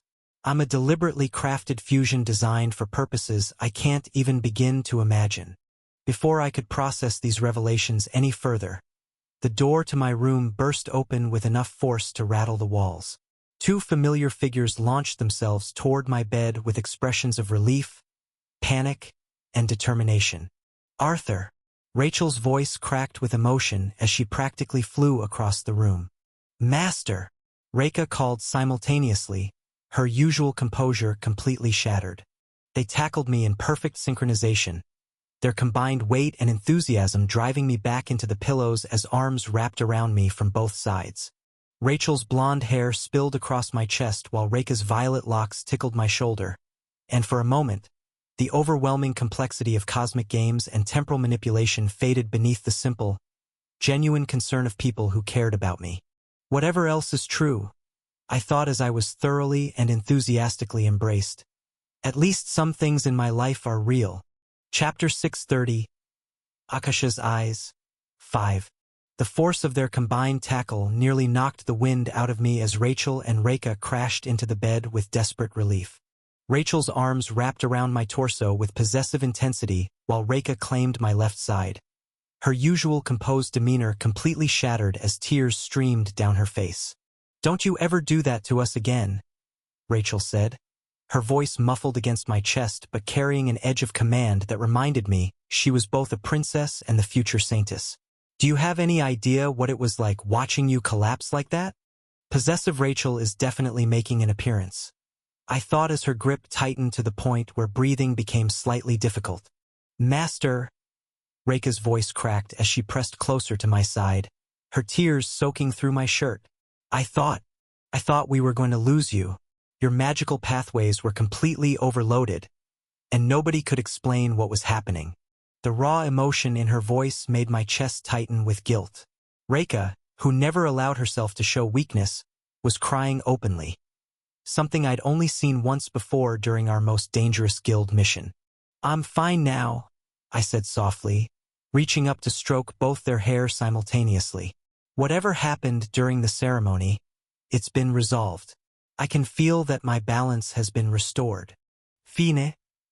Rachel pulled back to look at me with sapphire eyes that blazed with indignation. "Arthur, you weren't just unconscious, you were dying. Your deep dark was consuming your pure light, creating magical feedback loops that should have killed you outright." She knows more about my condition than I expected, I realized. Rachel's magical knowledge is more sophisticated than she usually lets on. "The doctors couldn't do anything," Reka added, her violet eyes still streaming tears as she clung to my arm. "Lord Alastair had to personally stabilize your condition, and even then they said the prognosis was uncertain." Callie's voice came from the doorway, where she'd been watching our reunion with uncharacteristic restraint. "We've been taking shifts watching over you for the past 18 hours. Rachel refused to leave the room entirely, and Reka." She paused, her expression softening slightly. "Reka hasn't eaten or slept since you collapsed." 18 hours, I thought with growing concern. "I was unconscious for almost a full day." "Reka," I said gently, turning to study her tear-stained face. "When did you last take care of yourself properly? Don't lecture me about self-care when you nearly died." she replied with a watery glare that had no real heat behind it. Master, I've been with you since the guild's founding. The thought of losing you now, when we're finally achieving everything we've worked toward. She couldn't finish the sentence, fresh tears cutting off her words as the full weight of her fear became apparent. She's been carrying this burden alone, I realized with a pang of protective concern. Reika always pushes herself beyond reasonable limits when she's worried about people she cares about. Hey, I said softly, using my free arm to pull her closer. I'm not going anywhere. Whatever caused the magical instability, it's been fixed. Look, I activated a small amount of both pure light and deep dark energy simultaneously, letting them flow through my channels in perfect harmony. The demonstration was minor, just enough to show that the opposing forces were no longer at war within my body, but the relief on both their faces was immediate and profound. How? Rachel asked, her analytical mind immediately focusing on the mechanics of my recovery. The magical contradiction that caused your collapse. What resolved it? That's a conversation for another time, I thought, remembering Isolde's revelations about Luna's artificial nature and my own cosmic significance. They're not ready for those truths yet. I'll explain later, I said diplomatically. Right now, what matters is that I'm stable and recovering. But you two clearly need rest more than I do. Rachel's possessive grip hadn't loosened in the slightest. I'm not leaving you alone until I'm certain you're completely recovered. Neither am I, Reika added with stubborn determination. Master, if something happens again while we're away, Callie will be right outside, I pointed out, glancing toward my vice guild master. And I promise to call for help immediately if I feel any magical instability returning. Callie nodded from her position by the door. I'll maintain watch tonight. Both of you need actual sleep, not the kind of fitful dozing you've been doing in those uncomfortable chairs. It took another 20 minutes of gentle persuasion, but eventually I managed to convince both Rachel and Reika that they needed proper rest. Rachel claimed the guest room adjacent to mine, close enough that she could reach me within seconds if necessary, while Reika reluctantly accepted the room across the hall. Promise me you'll wake us if anything changes, Rachel demanded, pressing a soft kiss to my forehead that carried both affection and warning. I mean it, Arthur. Any changes at all. I promise, I replied, touched by the depth of her concern despite her slightly overbearing approach. Reika's goodbye was quieter but no less intense. She squeezed my hand with trembling fingers, her violet eyes searching my face for any sign of lingering weakness. Master, she whispered, you're the most important person in my world. Please don't scare us like that again. I'll do my best, I said honestly, knowing that given the cosmic forces apparently manipulating my life, such promises might be beyond my ability to keep. After Callie had settled into her watch position in the sitting area outside my room, I finally found myself alone with the weight of Isolde's revelations. The quiet of the evening felt heavy with unspoken questions and terrible knowledge. Time to face the truth about Luna. I reached out through my consciousness, calling to the presence that had been my constant companion for years. Luna? I know you're there. We need to talk. For a moment, nothing happened. Then, slowly, Luna materialized in her child form at the foot of my bed. But instead of her usual confident demeanor, she appeared small and fragile, her golden eyes red-rimmed from crying and her violet hair disheveled. You know, she said quietly, not quite meeting my gaze, Isolde told you what I really am. She told me some things, I replied carefully, but I'd rather hear your side of it. Your truth, not hers. Luna's small form trembled as she struggled with emotions too complex for her current manifestation to properly express. I don't know what's real anymore, Arthur. My memories of childhood, of other Chilans, of ancient traditions, Isolde says they're all fabricated. But they feel real to me. They shaped who I became. Even if her past is artificial, her current experiences and emotions are genuine. I thought, remembering Isolde's clarification on that point. What you feel for me, I said gently, is that real? Luna's golden eyes finally met mine, and the depth of emotion I saw there was unmistakable. Yes, That's the one thing I'm absolutely certain about. Everything else might be programming or fabricated memories, but my care for you, my desire to protect and support you, that comes from who I chose to become, not what I was designed to be. That's what matters most, I realized. Whatever her origins, Luna became someone capable of genuine love and loyalty through her own choices and experiences. Then we'll figure out the rest together, I said firmly. Whatever cosmic game we've been drawn into, whatever purposes we were supposedly designed for, we'll face it as partners. Real partners, not creator and creation. Luna's tears started flowing again, but this time they seemed to carry relief rather than despair. You don't hate me for being artificial? For not telling you about the contradictions in my nature? Luna, I said softly, Isolde made it clear that your memories were blocked, that you were prevented from understanding the dangers until it was too late. You're as much a victim of this manipulation as I am. And besides, I added silently, if I'm supposedly the one who created her in some previous timeline, then we're both trapped in a cycle neither of us fully understands. Chapter 631. Ashen Territories, 1. I continued talking with Luna, who had indeed calmed down significantly from her earlier emotional breakdown. Isolde had been right about the temporary nature of her instability. As Luna settled into a more composed state, her analytical capabilities returned, allowing for the kind of detailed discussion we needed. So this divine miracle essentially enhances all my physical capabilities? I asked, flexing my fingers experimentally. I could already feel subtle changes in my body. A slight increase in strength, sharper senses, and an overall sense of vitality that hadn't been there before. Luna nodded, her golden eyes tracking my movements with obvious relief at seeing me healthy and functional. Your blood has been infused with pure light energy, transforming it into something beyond normal human physiology.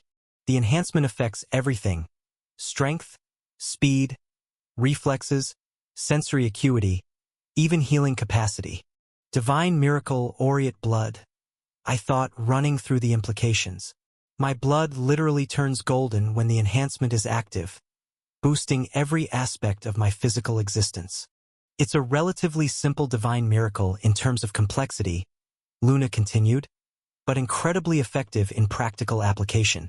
Most divine miracles focus on specific abilities or magical enhancement, but this one creates broad-spectrum improvement across all physical parameters.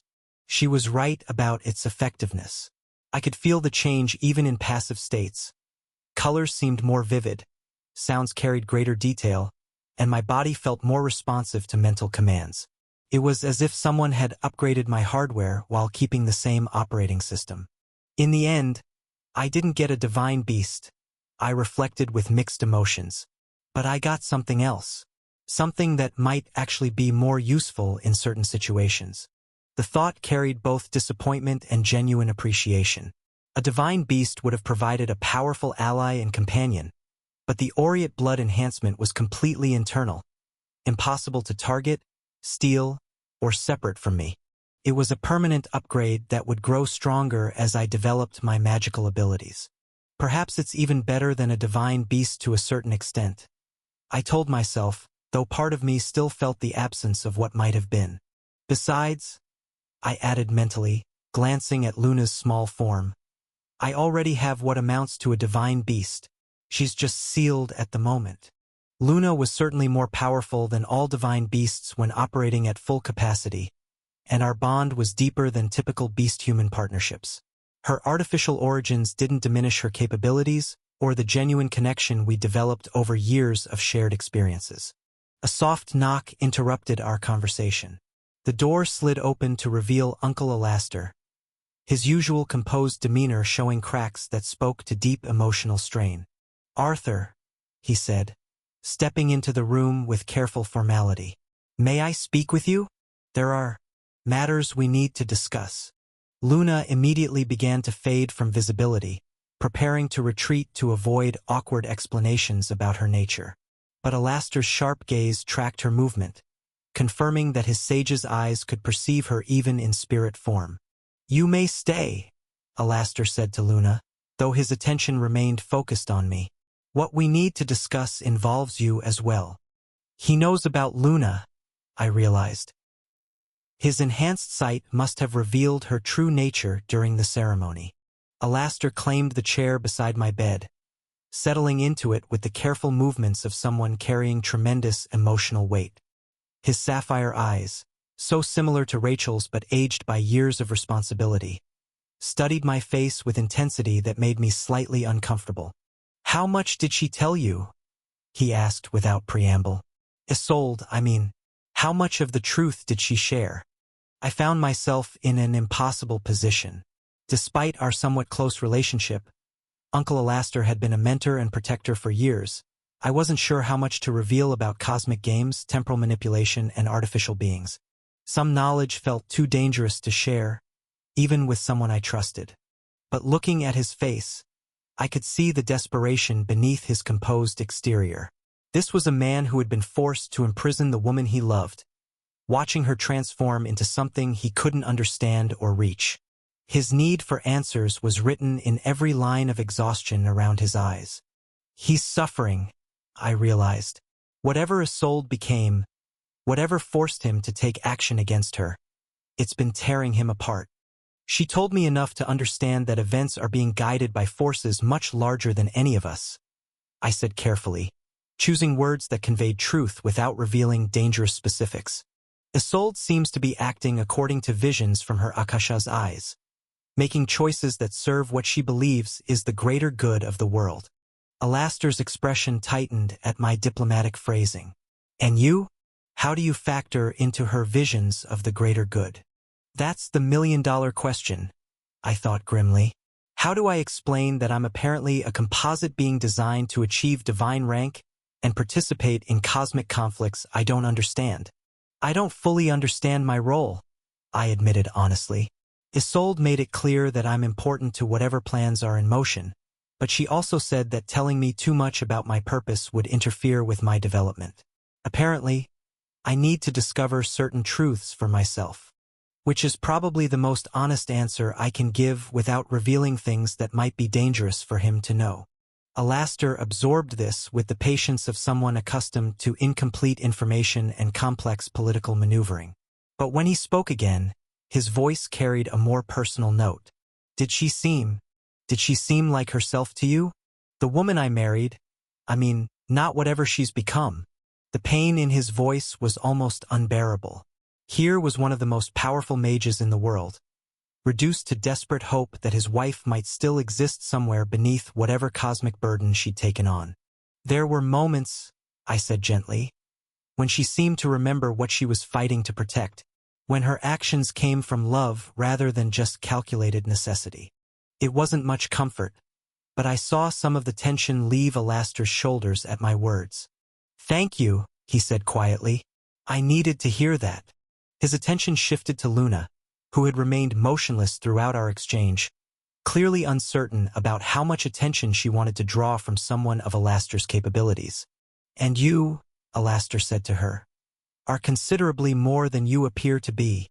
My sage's eyes show me power that rivals mythical beasts, sealed but undeniably present.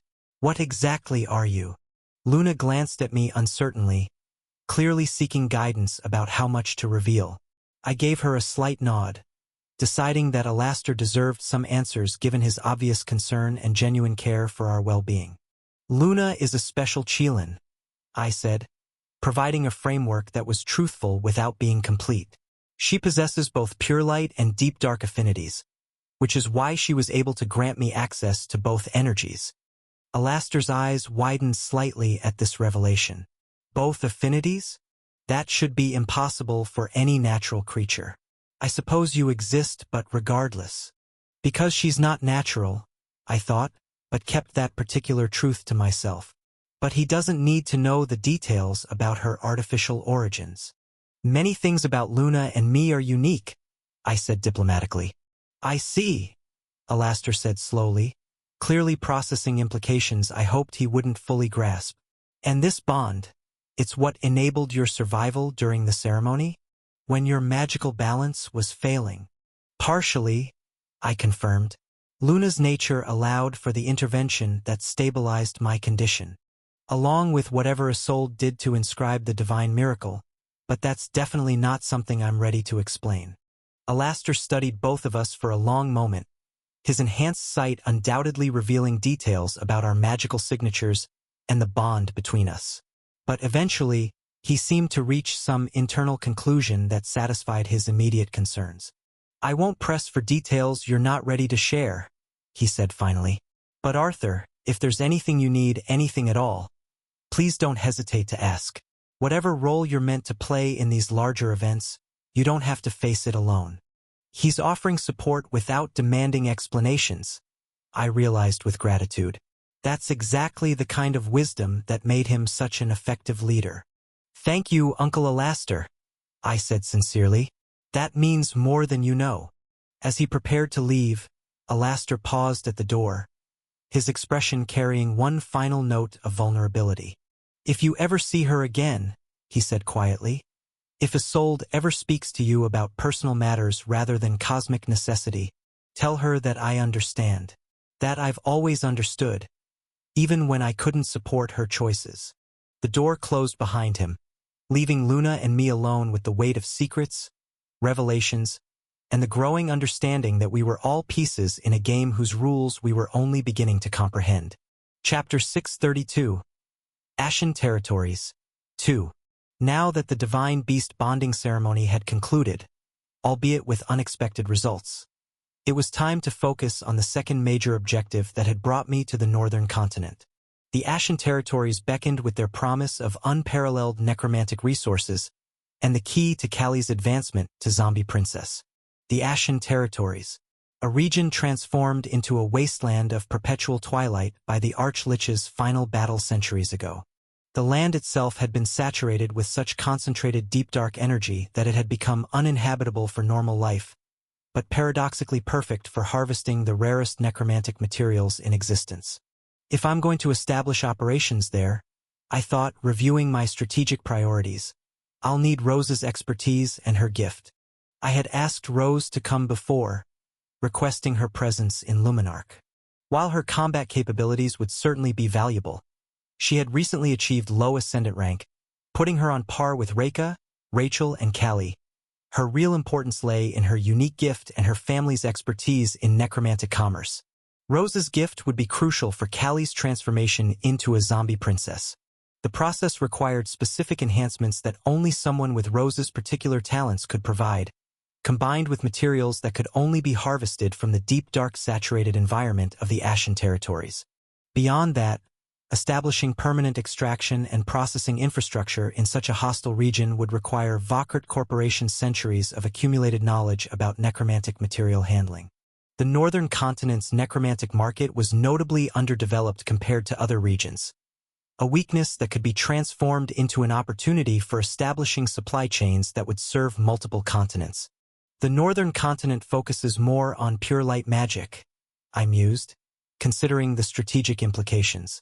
Their necromantic market is weak precisely because there's limited local demand.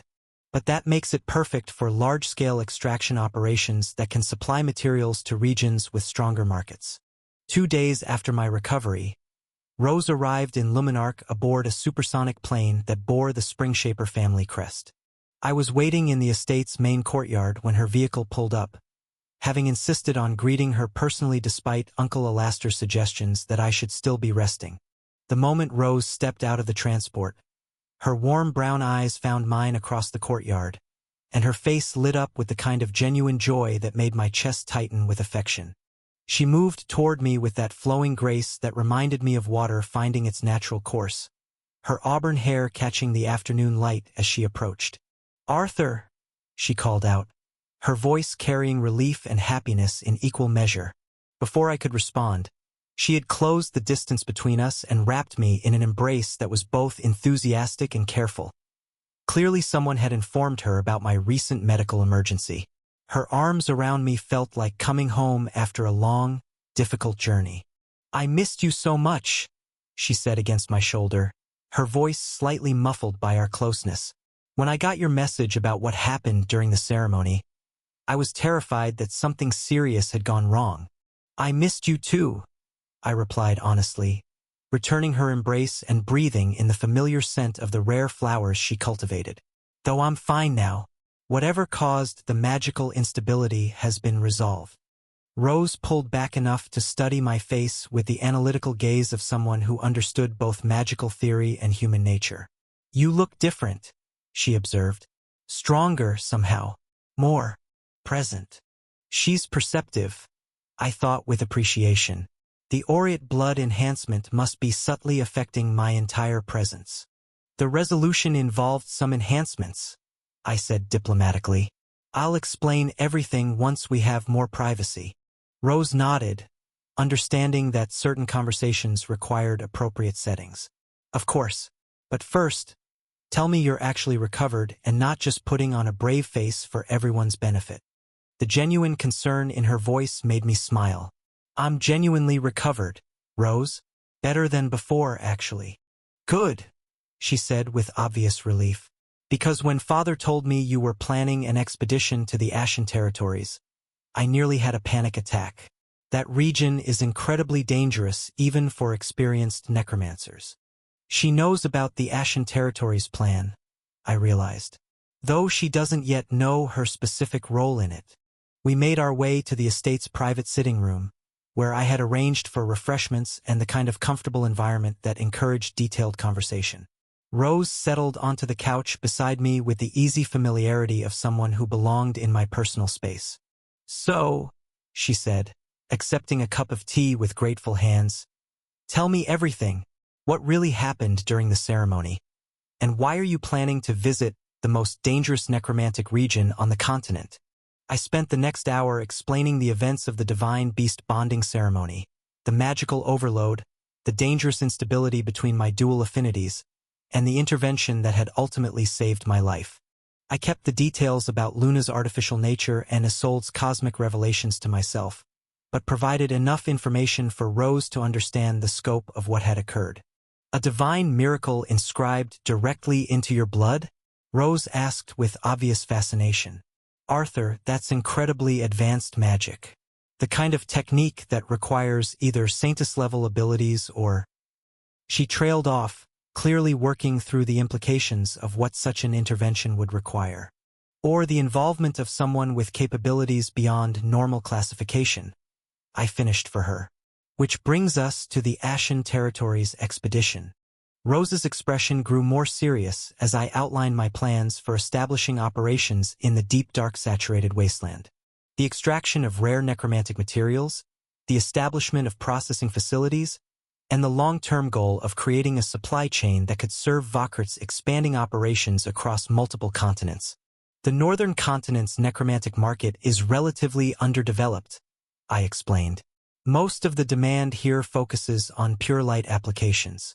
But that weakness becomes a strategic advantage if we can establish large-scale extraction operations that supply materials to regions with stronger markets. That's brilliant, Rose said with growing excitement. Father's been looking for opportunities to expand our supply chain diversity. The Western continent operations are profitable, but having access to Ashen Territory materials would give us products that nobody else can provide. She's immediately grasping the commercial implications, I noted with satisfaction. That's exactly the kind of strategic thinking I need for this venture. There's another aspect to the expedition, I continued carefully. Personal advancement opportunities for key guild members. The unique magical environment of the Ashen Territories creates possibilities for enhancements that aren't achievable anywhere else. Rose's analytical mind immediately focused on the implications. You're talking about Callie, aren't you? Her advancement to zombie princess. Among other possibilities, I confirmed. Your gift would be crucial for certain aspects of that process. Rose nodded thoughtfully, already working through the technical requirements and challenges involved. The transformation process requires specific magical conditions and materials that can only be found in heavily deep dark saturated environments. The Ashen Territories would certainly provide those conditions. Exactly. But establishing operations there will require extensive preparation and considerable resources. The region is hostile to most forms of life, and the magical environment creates challenges that go beyond simple material extraction. When are you planning to make the expedition? Rose asked, her voice carrying both excitement and appropriate caution. As soon as possible, I replied. But first, I need to secure permission from Uncle Alastair. The Ashen territories are technically within Creighton family territory, and any major operations there require his approval. Rose smiled with the confidence of someone who understood political dynamics. That shouldn't be difficult. Lord Alastair has always been supportive of your endeavors, and the potential benefits of successful Ashen territory operations would serve the Northern Continent's interests as well as yours. She's right about that, I thought. Uncle Alastair would recognize the strategic value of establishing such operations, especially if they strengthen the region's economic position. The conversation was interrupted by a soft knock on the door, followed by Uncle Alastair himself entering the sitting room with his characteristic composed bearing. "Arthur," he said with a slight smile, "I see Miss Springshaper has arrived safely. I trust you've had time to catch up on recent developments." "We have," I replied, rising respectfully as Rose did the same. "In fact, we were just discussing the expedition I'd like to propose." Alastair's expression grew more serious as he claimed one of the nearby chairs. "The Ashen territories. Yes, I've been expecting this conversation." He knew I would want to go there, I realized. Either he's been planning ahead, or his political instincts told him this was inevitable. "You understand the dangers involved," Alastair continued. "The region hasn't been thoroughly explored since the Archlich's defeat, and the magical saturation makes it hostile to most forms of life." "I do understand the risks," I replied formally, "but I also understand the potential rewards. The materials that could be extracted from that environment would be invaluable for multiple aspects of magical advancement and commercial development." Alastair studied me for a long moment, his sage's eyes undoubtedly analyzing my magical condition and assessing my capabilities for such a dangerous undertaking. "Your recent enhancement changes the equation somewhat," he said finally. "The aureate blood should provide some protection against deep dark saturation effects. And with proper preparation and support." He paused, clearly weighing the various factors involved in such a momentous decision. "Very well," Alastair said with formal authority. "I grant permission for an expedition to the Ashen territories, under the condition that you take appropriate precautions and maintain regular communication with Luminarch during the operation." The relief and excitement that flooded through me was overwhelming. The second phase of my Northern Continent objectives was now officially approved. "Thank you, Uncle Alastair," I said sincerely. "I won't disappoint your confidence in this venture." Chapter 633, Ashen Territories 3. The reason why Uncle Alastair had never bothered to fully address the Ashen Territories was twofold, and understanding his perspective helped explain why the region remained largely untouched despite being within Creighton family territory. First, his purification magic, while formidable, wasn't specialized enough to efficiently cleanse such a vast area of concentrated deep dark saturation. Alastair was primarily a combat mage whose abilities focused on destruction and protection rather than large-scale environmental restoration. While he certainly possessed the raw power to purify the corrupted lands if he truly committed to the effort, it would require an enormous expenditure of time and energy over potentially decades. He could do it, I mused as our expedition team made final preparations for departure. But it would be like using a sword to perform surgery, technically possible, but far from the ideal tool for the job. The second reason was more pragmatic. Alastair simply hadn't deemed it necessary. When he had finally confronted and killed the Archlich years ago, he had deliberately drawn the battle away from populated areas, ensuring that the Lich's death occurred in relatively uninhabited wilderness. The land that became saturated with released deep dark energy wasn't strategically important. No major cities, trade routes, or agricultural regions were affected. More importantly, Alastair had already addressed what he considered the real threats. The miasmic corruption that could have spread to populated areas had been carefully contained and purified. Since deep dark energy was fundamentally just another form of mana, dangerous in concentration but not inherently evil, he had concluded that the saturated wasteland posed no ongoing threat to his people. In his mind, it was a solved problem. I realized. The dangerous lich was dead, the corruption was contained, and the remaining deep dark saturation was just an unusual magical phenomenon. What Alastor hadn't anticipated was that the concentrated deep dark environment would begin naturally producing necromantic materials of extraordinary quality. The region had essentially become a self-sustaining source of rare magical components. But since the northern continent had little use for such materials, their value had gone unrecognized. Until now, I thought with satisfaction. What he saw as a contained magical anomaly, I see as an unprecedented opportunity. My primary objective in the Ashen Territories was specific and ambitious: the Zombie Crown. This ancient-grade artifact possessed the unique power to elevate an undead creature to zombie royal status, with the potential for eventual advancement to 9-star Zombie King, a level of necromantic power that few had ever achieved. In this case, it will become Callie's tiara, I planned, allowing her transformation into a zombie princess. The expedition team I had assembled was small but exceptionally capable. Myself, Rose, Reika, Callie, and Rachel, 5 Ascendant-rank individuals whose combined abilities could handle virtually any threat we might encounter in the deep dark wastes. 5 Ascendant rankers, I reflected as we departed Luminarch aboard a specialized transport vehicle designed for hostile environment operations. There really isn't much that could threaten a group of this caliber. The journey to the Ashen Territories took the better part of a day, as we traveled through increasingly desolate terrain that showed the gradual effects of deep dark saturation. What had once been fertile northern continent wilderness slowly gave way to landscapes where normal vegetation struggled to survive, replaced by hardier plants that had adapted to the altered magical environment. As we neared our destination, the changes became more dramatic. The sky took on a perpetual twilight quality, even during what should have been bright afternoon, as concentrated deep dark energy in the atmosphere filtered and absorbed natural light. The air itself felt heavier, thick with magical energy that pressed against our senses like a tangible presence.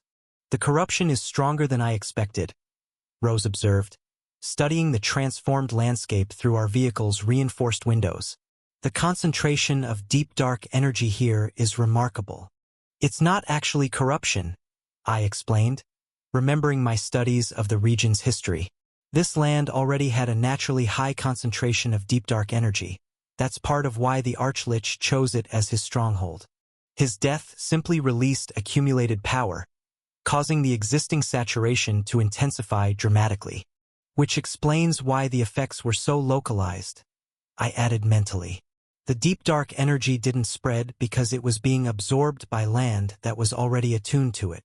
As we crossed the boundary into the true Ashen Territories, I felt an unexpected sense of calm wash over me. The oppressive atmosphere that was clearly affecting my companions actually felt comfortable to me. The concentrated deep dark energy resonated with my own magical nature, providing a sense of harmony I rarely experienced in more balanced environments. This reminds me of the Well of Miasma, I thought, recalling my previous encounter with concentrated negative energy.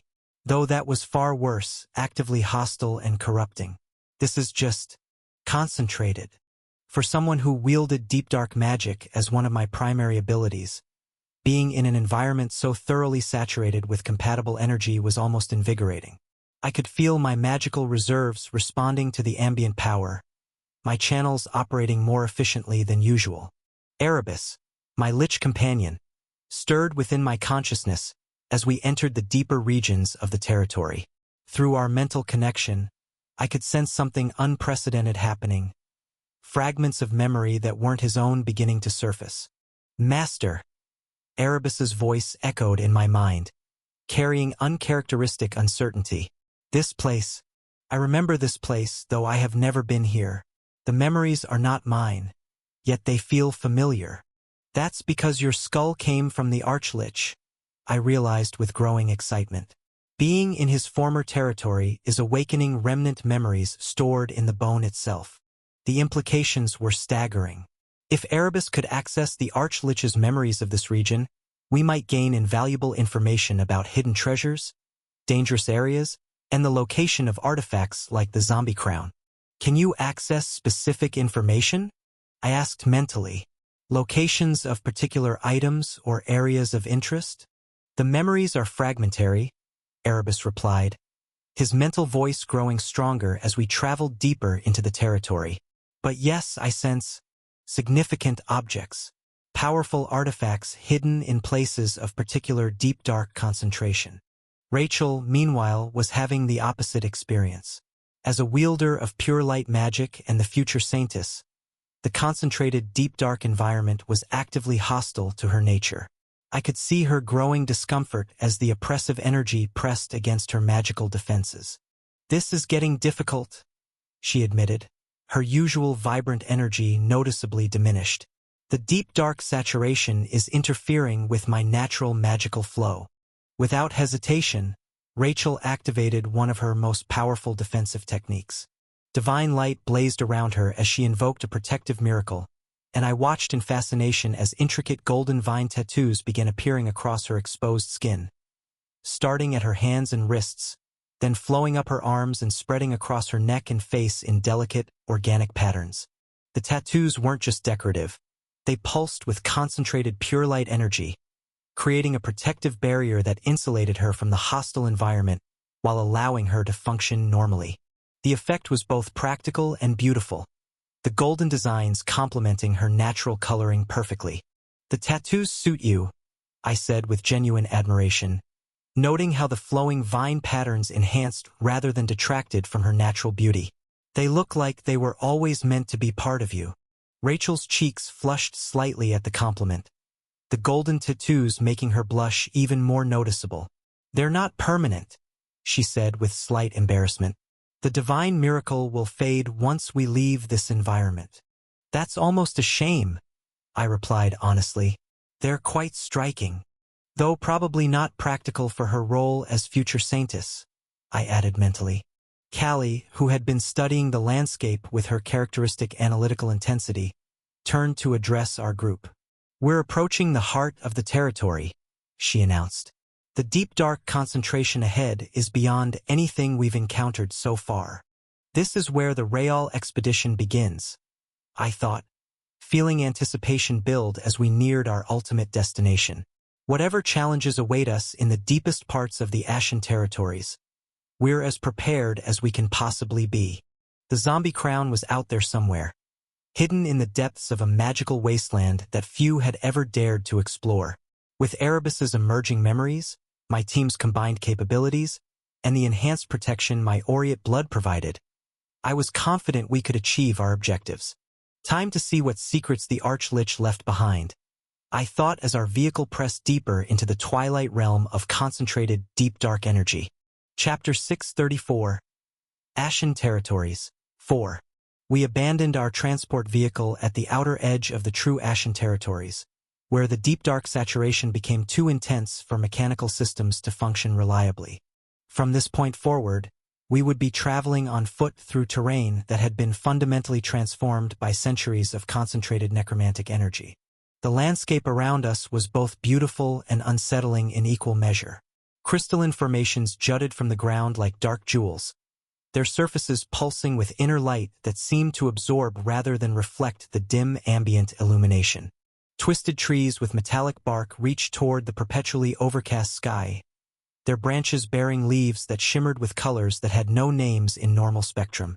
This isn't just magical saturation, I realized as we began our trek deeper into the territory. The deep dark energy has been here so long that it's fundamentally altered the physical properties of everything in the region. Callie was the first to notice what we had really stumbled upon. She stopped abruptly during our second hour of travel, her sharp eyes fixed on a cluster of crystalline growths near the base of a corrupted tree. "Arthur," she said, her voice carrying uncharacteristic excitement. "Look at this." She approached the formation carefully, her spatial manipulation abilities allowing her to extract a sample without directly touching the potentially dangerous material. When she held up the dark crystal for our inspection, I could immediately sense the quality of necromantic energy it contained. "That's at least 7-star quality," Rose breathed, her professional expertise allowing her to assess the material's value at a glance. In the normal market, a piece that size would be worth several $100 million. Callie's eyes were practically glowing with enthusiasm as she scanned the surrounding area. Arthur, there are formations like this everywhere. The ground here is literally covered with premium necromantic materials. She's right, I realized, allowing my enhanced senses to survey our immediate surroundings. What we're walking through isn't just corrupted wilderness.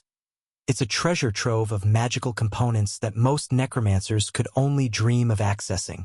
Rose had joined Callie in examining the various crystalline formations, her analytical mind working through the implications of what we were discovering. The quality here exceeds anything Vakert has ever processed, she said with growing amazement. Some of these materials are approaching 8-star classification. 8-star, Reka repeated, moving closer to examine Rose's findings. I watched with amusement as both Callie and Rose began moving through the area with increasing excitement, cataloging discoveries that would represent fortunes in any normal magical market. Their professional enthusiasm was infectious, though I found myself more focused on the strategic implications than the immediate commercial value. If we can establish extraction operations here, I thought, Ouroboros will have access to materials that give us advantages in every field of magical development. Reka, who had been observing the treasure hunt with her characteristic composed demeanor, approached me with a question that had obviously been forming in her analytical mind. Master, she said quietly, I don't understand why the northern continent has never developed these resources. The materials here could transform their entire magical economy. It was a reasonable question, and one that highlighted the complex political and cultural factors that had shaped the region's approach to necromantic magic.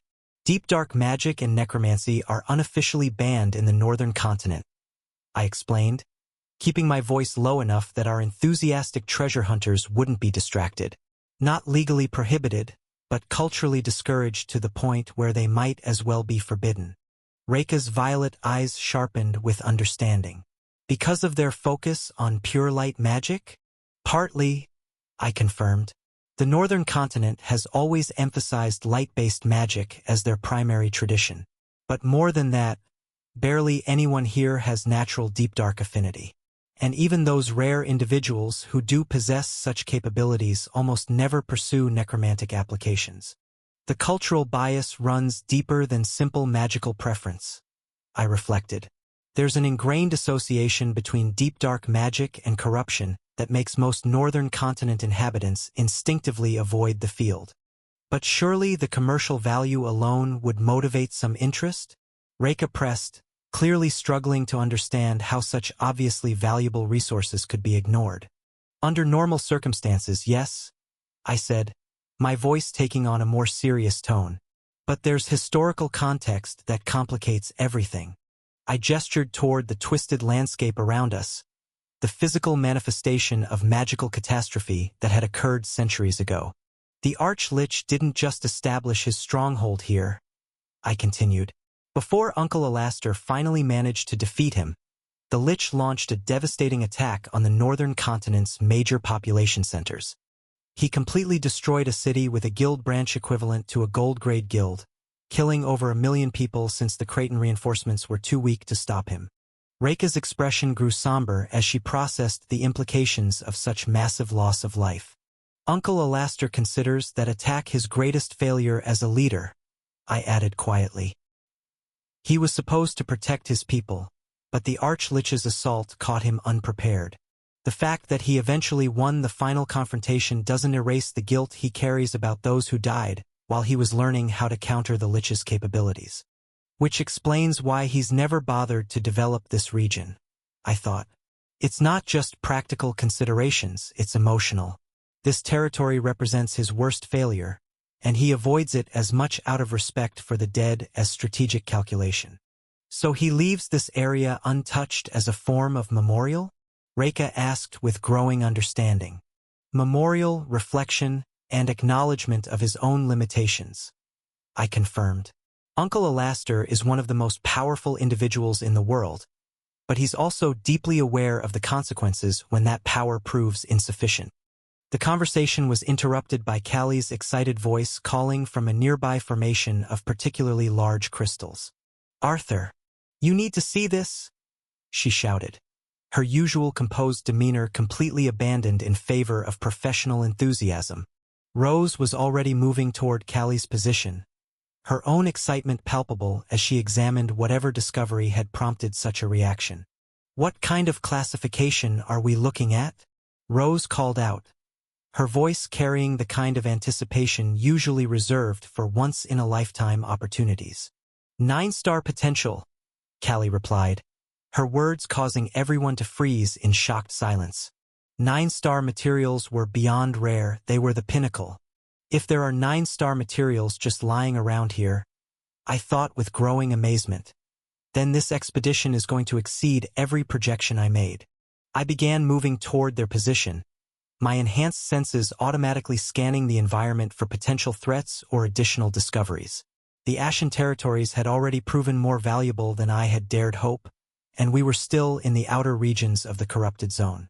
The deeper we go, the higher quality materials we're likely to find, I realized. And somewhere in the heart of this territory, the zombie crown is waiting. But as I approached the formation that had captured Callie and Rose's attention, my enhanced awareness suddenly detected something that made my blood run cold. Presence. Chapter 635. Ashen Territories. 5. Master. Erebus and Valeria's alarmed voices rang out simultaneously in my consciousness, their panic cutting through my awareness like emergency sirens. At the same time, I felt Luna's presence stir as she tried to manifest beside me. "Arthur, it's Dang." Her voice was cut off mid-warning.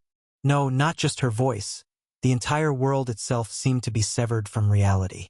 Yet somehow, I continued walking forward, my feet moving of their own accord across ground that was no longer the corrupted wasteland of the Ashen territories. The twisted crystalline formations vanished, replaced by something far more disturbing. The landscape around me transformed with nauseating fluidity, reality reshaping itself like clay in the hands of an unseen sculptor. Where moments before there had been dark crystals and corrupted vegetation, now I saw gleaming towers of glass and steel reaching toward a clear blue sky. Cars moved along sophisticated roadways with the quiet efficiency of advanced transportation systems. Children laughed and played in carefully maintained parks while adults moved purposefully along pedestrian walkways, their clothing and manner speaking to a prosperous, technologically advanced civilization. "I know what this is," I realized with growing horror as recognition dawned. This is New Crestmont, the city the Arch-Lich destroyed. New Crestmont, home to over 1 million people, a major metropolitan center that had been a hub of magical innovation and technological advancement. Not the largest city in the northern continent, but significant enough that its loss had sent shockwaves across the entire region. I'm experiencing its final moments. The realization hit me like a physical blow as I understood what I was witnessing. This wasn't just a vision or hallucination. I was somehow experiencing the actual memories embedded in this cursed land, reliving the last day of a city that had been erased from existence centuries ago. The scene around me possessed the hyper-real quality of memories viewed through magical means, every detail sharp and vivid despite the impossibility of what I was experiencing. I could smell the clean air of a healthy city, hear the subtle hum of magical infrastructure operating at peak efficiency, feel the vibrant energy of 1 million people going about their daily lives with no idea that doom was approaching. How many of them knew what was coming? I wondered, watching families share meals at outdoor cafes, students hurrying toward educational institutions, workers collaborating on projects that would never be completed. Then the sky began to darken. It started as a subtle dimming, the kind of gradual change that might herald an approaching storm. But this wasn't natural weather. The darkness spread with malevolent purpose, accompanied by a presence that made every living thing in the city instinctively recoil in terror. The Arch-Lich was coming. But first, I witnessed another tragedy, the desperate battle that had occurred before the Lich ever reached the city itself. On the outskirts of New Crestmont, a lone figure stood against the approaching darkness. A knight in the ceremonial plate of the Creighton family's elite guard, wielding a massive greatsword with the easy familiarity of someone who had dedicated their life to martial excellence. He made it in time, I realized as I watched the confrontation unfold. The Cretan knight reached the city before the Archlich could attack. He reached with his order. However, his order was already lying dead around him. The knight fought with everything he possessed. Decades of training, magical enhancement, and the desperate determination of someone who understood that 1,000,000 lives depended on his success. His great sword blazed with pure light energy as he threw himself against an enemy that transcended mortal comprehension. But it wasn't enough. The Archlich's power was simply too vast, too ancient, too refined through centuries of accumulating strength. What should have been an epic confrontation between light and darkness became a brutal demonstration of the gap between mortal capability and undead transcendence. I watched in helpless fascination as the knight's valor proved futile against overwhelming force. His final moments were spent in defiant resistance, his blade carving through shadow and bone until his strength finally gave out. The Archlich's retaliation was swift and terrible. Dark energy engulfed the knight, and where moments before there had been a noble defender, now there was only emptiness, and a headless corpse that crumpled to the corrupted earth. He died trying to protect them, I thought with sick admiration. Knowing he was outmatched, he still fought to the end. With the knight dead, nothing stood between the Archlich and New Crestmont. The attack on the city itself was swift and merciless. Panic erupted across the metropolitan area as supernatural darkness descended. Emergency sirens wailed from every district while evacuation protocols activated with desperate urgency. But there was nowhere to run. The local guild branch mobilized with admirable speed, their response teams deploying under the leadership of Kieran Voss, an 8-star adventurer whose reputation for tactical brilliance had made him the natural choice to lead the city's supernatural defenses. Under normal circumstances, Voss and his teams would have been more than capable of handling extraordinary threats. His 8-star classification and the guild resources at his disposal should have been sufficient to address most dangers. But the Archlich wasn't most dangers. It was a force of destruction that operated on scales almost no living human could match. I watched Voss lead his forces against an enemy that transcended conventional categories of threat. Brilliant tactical maneuvers, coordinated magical strikes, and desperate heroism all proved utterly inadequate against a being whose power had been accumulating for centuries. The battle was magnificent and futile in equal measure. Voss fought with the skill and determination of someone willing to sacrifice everything for his people, his 8-star magic blazing with intensity that could have devastated armies. But against the Archlich's accumulated might, even his formidable abilities were like candle flames against a hurricane. He never had a chance, I realized as I witnessed Voss's final moments. None of them did. The guild leader died as he had lived, protecting others until his last breath, his final spell creating a barrier that bought precious seconds for civilian evacuation efforts that ultimately proved futile. The Archlich's retaliation was swift and absolute, Voss's form dissolving into nothingness under the weight of necromantic power that defied comprehension. Around me, New Crestmont's death accelerated. Buildings crumbled as their magical foundations were corrupted from within. The sky rained ash and shadow while the streets filled with the desperate screams of people who had no hope of survival. 1,000,000 lives snuffed out in a single night of supernatural horror. This is what Uncle Alastair carries with him, I understood with new clarity. The memory of being unable to prevent this massacre, of arriving too late to save anyone. The vision began to fade as the last echoes of destruction played out around me. The gleaming towers of New Crestmont collapsed into rubble while the darkness claimed everything that had once been vibrant and alive. Within hours, a thriving metropolitan center had been reduced to the corrupted wasteland I knew as the Ashen Territories. 1,000,000 people, gone in a single night, I thought as the memory vision dissolved around me. But as the echoes of the past faded, I found myself facing something unexpected. Where the ruins of New Crestmont had been, a figure now stood waiting, the same knight I had witnessed dying in the Archlich's assault. He held his massive greatsword with the same familiar grip, his stance speaking to martial prowess that death had not diminished. When he spoke, his voice carried the weight of centuries-old guilt and self-recrimination. "I failed in my duty," he said. his words echoing strangely in the empty space between realities. As one of House Creighton's sworn knights, I was charged with the protection of this realm's people. I reached the battle in time with my order, but I was too weak to stop the Archlich and my order was slaughtered. A Creighton family knight captain?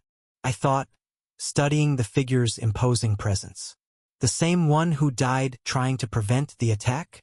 I fought with everything I possessed, the armored figure continued, his massive sword gleaming with residual magical energy. But my strength was insufficient. The Archlich killed me and proceeded to destroy the city I had sworn to protect. 1,000,000 souls, dead because I was too weak to fulfill my oath. I looked up at the knight's face, preparing to offer some word of understanding or consolation for his obvious torment, and realized he had no head. Where his neck should have supported a human head, there was only empty space above ornate armor that bore the scars of his final battle.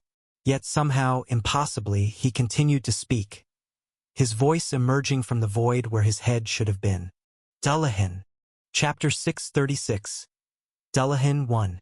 Dullahan, one of the most powerful classes of undead in existence, standing alongside archliches and bone dragons in the pantheon of creatures that could reshape battlefields through sheer presence alone. You're right about his power level. Luna's voice echoed in my mind with grim urgency. Low immortal rank. The gap between you is significant. Low immortal rank. The chasm between my mid-ascendant rank and his level was vast enough to make this confrontation border on suicidal. An immortal rank entity possessed capabilities that transcended normal magical categories entirely. And this is a Dullahan born from failed duty, I thought grimly. The worst kind. Driven by eternal guilt and supernatural compulsion to fulfill oaths that can never be completed. I might be completely fucked if I were facing this alone. Fortunately, I wasn't entirely without backup. Unfortunately, your companions are all currently engaged with their own threats. Luna informed me, dousing cold water on my hopes for immediate reinforcement. You're effectively on your own for the moment. I seriously don't want to go into a coma again, I thought, remembering the agony of magical overload during the Divine Beast ceremony.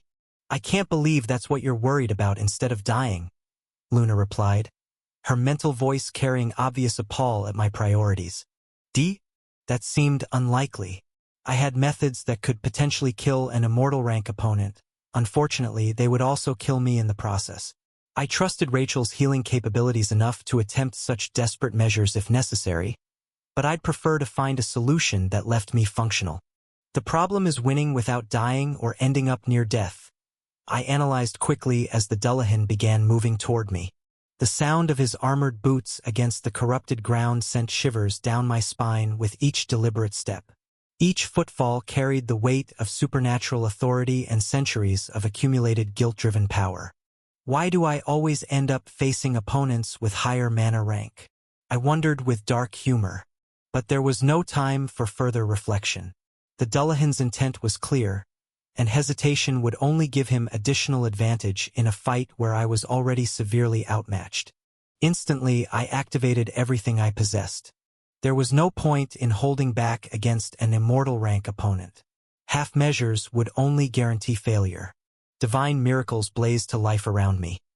Wings of seraphim unfurled from my back in brilliant displays of pure light energy, while aureate blood surged through my veins, turning my life essence into liquid gold that enhanced every aspect of my physical capabilities. Erebus and Valeria responded to my call, their consciousnesses merging with mine as the Lich's analytical precision combined with the bone symbiote's raw enhancement capabilities. My magical pathways flooded with power that pushed my limits to their absolute maximum. Lucent harmony synchronized my dual affinities into perfect balance, while soul resonance amplified my spiritual presence to match the supernatural weight pressing down on me. Seraphim's embrace and soul vision boosted my senses to a whole another level, and mythic body transformed my physical form into something approaching legendary resilience. I unsheathed Evolvus with fluid precision, coating the ancient-grade blade with astral energy pumped out by my beating sword heart. The weapon hummed with accumulated power as multiple enhancement effects layered across its edge. No need for conversation with someone who abandoned their humanity, I thought grimly as I settled into combat stance. The Dullahan apparently shared my sentiment. The distance between us collapsed in a single step as he moved with the supernatural speed of an immortal rank entity, his massive greatsword rising above his headless form before descending with the force of a falling mountain. I brought Evolvus up to intercept his attack, feeling the impact reverberate through my enhanced frame like a thunderclap. The sheer power behind his strike forced my blade back despite my magical enhancements, though his greatsword struck the ground as well. The physics of wielding such a massive weapon creating openings even for immortal rank opponents. He hits harder because of the weapon weight and his superior mana rank, I analyzed rapidly. And he's faster for the same reason.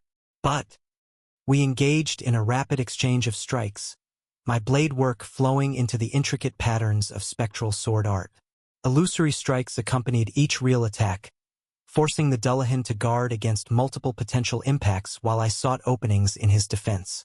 I'm still the better pure swordsman, I thought with grim satisfaction as my technique gradually began to tell. However, raw power eventually overcame technical superiority. The Dullahan's next strike shattered my chain of attacks through brute force, his greatsword smashing through my guard and forcing Evolvus down with enough impact to drive me to one knee. But the opening I'd been waiting for finally appeared. As his sword continued its downward momentum, my free hand darted forward, fingers pressing against his armored chest. The gap between our positions was minimal, perfect for close-quarters techniques. Fifth movement of Grade 5 Art CQC, 1-inch punch. I closed my fist while driving it forward, my knuckles connecting with his breastplate just as his greatsword completed its downward arc. The accumulated force of multiple magical enhancements, compressed into a single devastating impact, lifted his armored form completely off the ground. His feet left the earth as he was launched backward, the ornate armor cracking audibly from the concentrated blow. I used the moment to create distance, already transitioning into my next technique. Time for the real test, I thought, settling into the precise stance required for my most powerful sword technique. First movement of my Grade 6 art, God Flash. Absolute. The pure light-based technique blazed to life around Evolvus as I launched myself forward with explosive speed. My blade became a streak of pure light aimed at the Dullahan's core, carrying enough concentrated force to potentially end the fight in a single strike. But immortal rank opponents didn't fall to single techniques, no matter how powerful. His greatsword became a blur of motion, creating multiple simultaneous strike vectors that intercepted my attack from impossible angles. The collision of our techniques sent shockwaves through the surrounding area, corrupted ground cracking under the pressure of clashing energies. My God Flash. Absolute connected, the concentrated pure light tearing through his armor and destroying significant portions of his torso. For a moment, I thought the fight might be over. Then his body began regenerating. Immortal rank regeneration. I cursed as I watched armor and flesh alike reforming with supernatural speed. Physical damage isn't enough at his level, and he has a Grade 5 art to boot. The Dullahan straightened, his form fully restored within seconds of taking what should have been a crippling blow. When he spoke, his voice carried new respect for my capabilities. Impressive technique for one so young, he acknowledged, but insufficient for the task ahead. Dark energy erupted around him as he activated his ultimate capability. Domain expansion. Field of Broken Oaths. The world around us transformed as his domain took hold, reality reshaping itself into a nightmarish landscape of failed duties and abandoned promises. Spectral figures of those he'd failed to protect moved through the corrupted space, their presence adding weight to every action within the domain's influence. I can't fight an immortal ranker's domain with my own power, I realized immediately. But I'm not limited to my own capabilities. Erebus, I called to my lich companion. Your turn. Domain expansion. Necropolis of Forgotten Wisdom. Erebus intoned, his consciousness merging with mine as his own supernatural authority manifested. The competing domains clashed like opposing storms, reality fracturing along the boundaries where different laws attempted to assert dominance. Neither could fully overcome the other, creating a chaotic space where multiple sets of magical rules operated simultaneously. Now we're on more equal footing, I thought with grim satisfaction. Time to see what other surprises this fight holds. I raised my hand, beginning the complex gestures required for high-level magical combat. 7-Circle Magic, Nightingale Method. Chapter 637. Dullahan, 2. I began calculating the complex formulations required for 7-Circle spellcasting, channeling the Nightingale method through my mana pathways. Mathematical equations flowed through my consciousness at speeds that would have overwhelmed normal minds, each calculation building upon the previous in cascading sequences of magical theory. The Nightingale method, my personal framework for 7-Circle magic that surpassed all existing frameworks, at least for someone with my particular combination of abilities and background. I suppose this was the reason I was brought to this world. I mused even as mana gathered around me. This was the crystallized proof of my mind aspect talent manifesting in this reality. The genius-level intellect that Isolde had mentioned as the primary reason for my soul's transplantation. A genius with grade 6 sword talent. A genius who had mastered every martial art from another world and successfully integrated them into this reality's combat systems. A genius whose spellcasting prodigy capabilities allowed for innovations that transcended conventional magical theory. And I had been given Luna to provide access to every single element in existence, making me perhaps the most magically versatile individual in the world. My 7-Circle spell erupted outward in waves of crystalline destruction, ice and void magic woven together in ways that should have been impossible according to conventional theory. Each layer built upon the previous as temperature dropped toward absolute zero, the spell designed to freeze not just matter but magical energy itself. But the Dullahan's domain absorbed much of the impact, his natural immortal rank authority providing resistance against techniques that would have devastated normal opponents. Direct magical assault isn't enough, I realized as the spell's effects were partially negated. I need to combine approaches. Without missing a beat, I transitioned into Tempest Dance, Evolvus singing as it carved through the air with increasing velocity. The blade seemed to come alive in my hands, responding to the accumulated momentum with eager anticipation. The technique was deceptive in its simplicity. Each strike built momentum for the next, creating an escalating spiral of power that grew stronger with every successful connection. My blade became a blur of motion as I wove between the Dullahan's defensive strikes, each of my attacks faster and more powerful than the one before. The Dullahan recognized the threat immediately, his own sword technique adapting to counter my building momentum. His massive greatsword moved with surprising grace for such an unwieldy weapon, each parry precisely calculated to disrupt my rhythm. But Tempest Dance was designed for exactly this kind of prolonged engagement. The longer the fight continued, the more devastating my attacks became.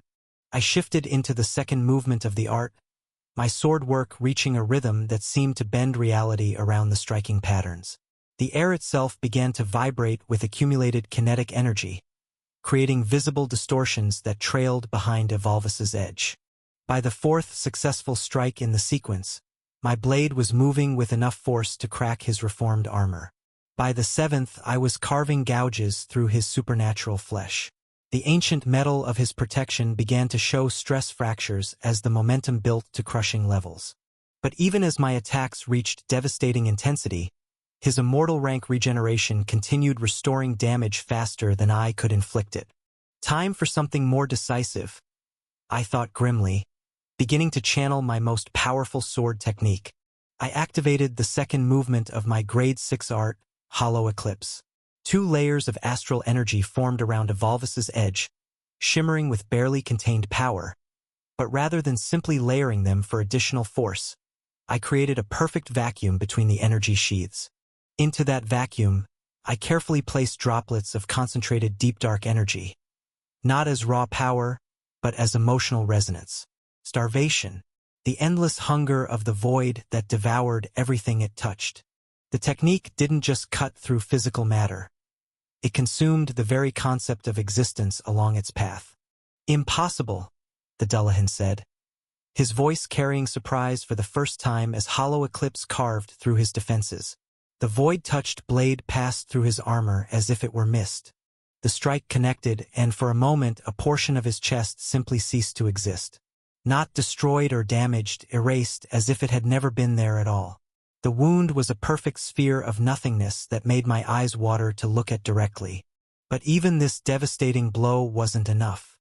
His regeneration adapted with terrifying speed, reality reasserting itself as his immortal rank nature proved capable of restoration even from conceptual erasure. The void gradually filled with newly formed flesh and bone, his supernatural constitution overcoming my most powerful technique.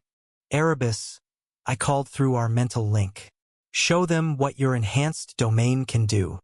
My lich companion's presence blazed with the capabilities he'd gained when I reached Ascendant rank. The necropolis of forgotten wisdom erupted around us, reality shifting as Erebus accessed the deepest memories embedded in his skull. Memories that belonged to the Arch-Lich himself. Phantoms of the past began materializing within the domain space. Not mere illusions, but actual echoes of the Arch-Lich's greatest battles, his most devastating techniques, his accumulated centuries of magical knowledge. The air filled with spectral figures wielding impossible magic, their forms flickering between past and present as Erebus drew upon inherited memories to fuel his domain's power. That's why he's special, I realized as I felt Erebus's capabilities working at full capacity. His domain doesn't just grant him knowledge, it lets him manifest the Arch-Lich's actual experiences as tactical support. Ancient spells began firing from the phantom figures, techniques that had been lost for centuries now deployed in support of my desperate battle. But even with Erebus's enhanced domain pushing back against the Dullahan's authority, I was still losing ground. The fundamental gap between Ascendant and Immortal ranks was simply too vast to overcome through technique alone. Then the Dullahan's domain truly activated. The field of broken oaths expanded with crushing intensity, and suddenly I was drowning in the weight of every promise I had ever failed to keep.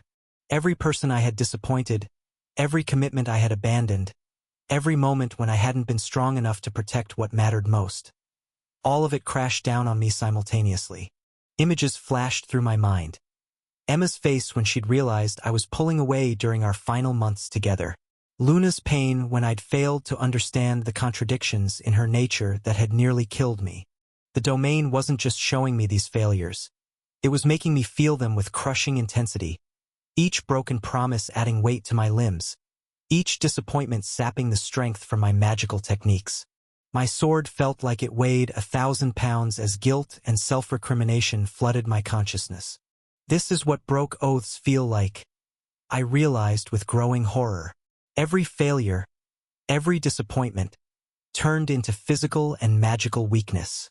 I calculated another 7-circle spell through the Nightingale method, but the complex formulations kept dissolving as memories of inadequacy interfered with my concentration. The mathematical precision that defined my magical framework crumbled under the emotional assault of accumulated guilt. The Dullahan pressed his advantage ruthlessly, his massive blade carving through my increasingly desperate defenses. I managed to block the first strike, barely deflected the second, but my movements were growing sluggish as the domain's effect intensified. His greatsword blazed with dark energy as he activated what had to be a grade 5 technique. The blade descended with the force of accumulated guilt and rage, the blow carrying not just physical power but the weight of every oath he had failed to fulfill.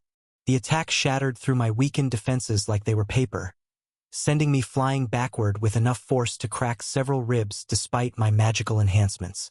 I'm losing, I realized with growing alarm as I struggled to regain my footing. The domain is making me too weak to fight effectively. The momentum I had built through Tempest Dance was completely broken. My magical reserves were draining rapidly from maintaining multiple high-level techniques while fighting against the domain's crushing psychological pressure. Even with all my enhancements, the Dullahan was simply operating on a fundamentally different level. He pressed his advantage relentlessly, each strike of his massive blade forcing me further back. The guilt weighing down my movements made it impossible to maintain proper defensive form. I was failing just like I had failed so many times before, and the domain made sure I felt every instance of that inadequacy. Blood sprayed across the corrupted ground as his blade found its mark again and again. My enhanced durability was failing under the combined assault of physical damage and psychological pressure. The golden light of my aureate blood began to flicker as my concentration wavered. This might be where I die, I thought as the Dullahan raised his greatsword for what would likely be a finishing blow. Unless my hand moved instinctively toward the scroll Maelin had given me inside my spatial ring. Mortis Lucida, the forbidden spell that could access the Akashic records. If I use this, I lose future opportunity, I realized with crystal clarity. My fingers touched the scroll's edge, magical energy already beginning to respond to my intent. Just a few more seconds, I thought, preparing to sacrifice everything for one chance at victory. A blade of brilliant silver light suddenly carved through the Dullahan's torso from behind, the strike carrying enough force to stagger even an immortal rank opponent. The mysterious sword blazed with energy I recognized, the distinctive resonance of ascendant rank enhancement combined with techniques I had personally given her. Master! Chapter 638. Dullahan 3. The ambush came without warning. One moment we were following Master deeper into the Ashen territories, marveling at the incredible quality of necromantic materials scattered across the corrupted landscape. The next, the ground beneath us erupted with dark energy as armored figures burst from concealment with the coordinated precision of a military unit. Knights, dozens of them, clad in the ornate plate armor of the Creighton family's elite guard. But something was terribly wrong with their appearance.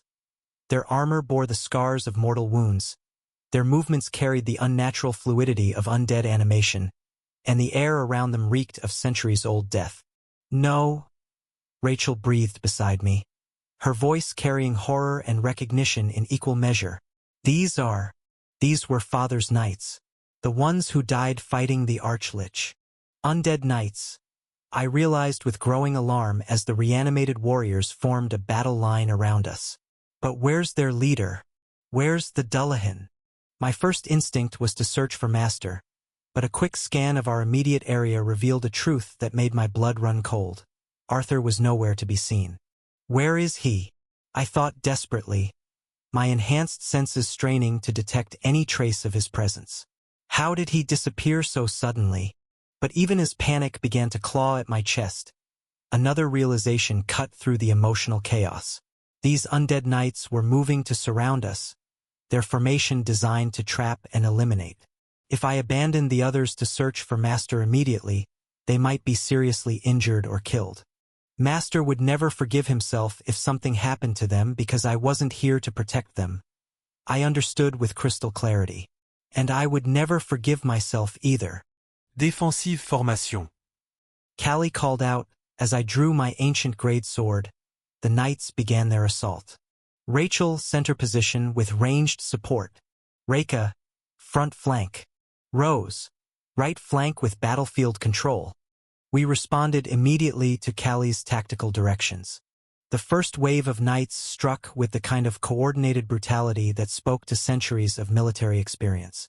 Their undead nature eliminated concerns about pain or fatigue, making them relentless opponents who would fight until completely destroyed.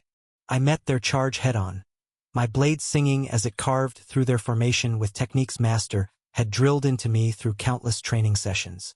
But these weren't practice opponents. They struck back with lethal intent, their ancient weapons seeking vulnerable points with professional precision. Time to show them why Master made me his sword, I thought grimly as I activated my gift. Cursed script. Enhancement? I whispered, feeling the familiar sensation as ethereal writing began appearing across my skin.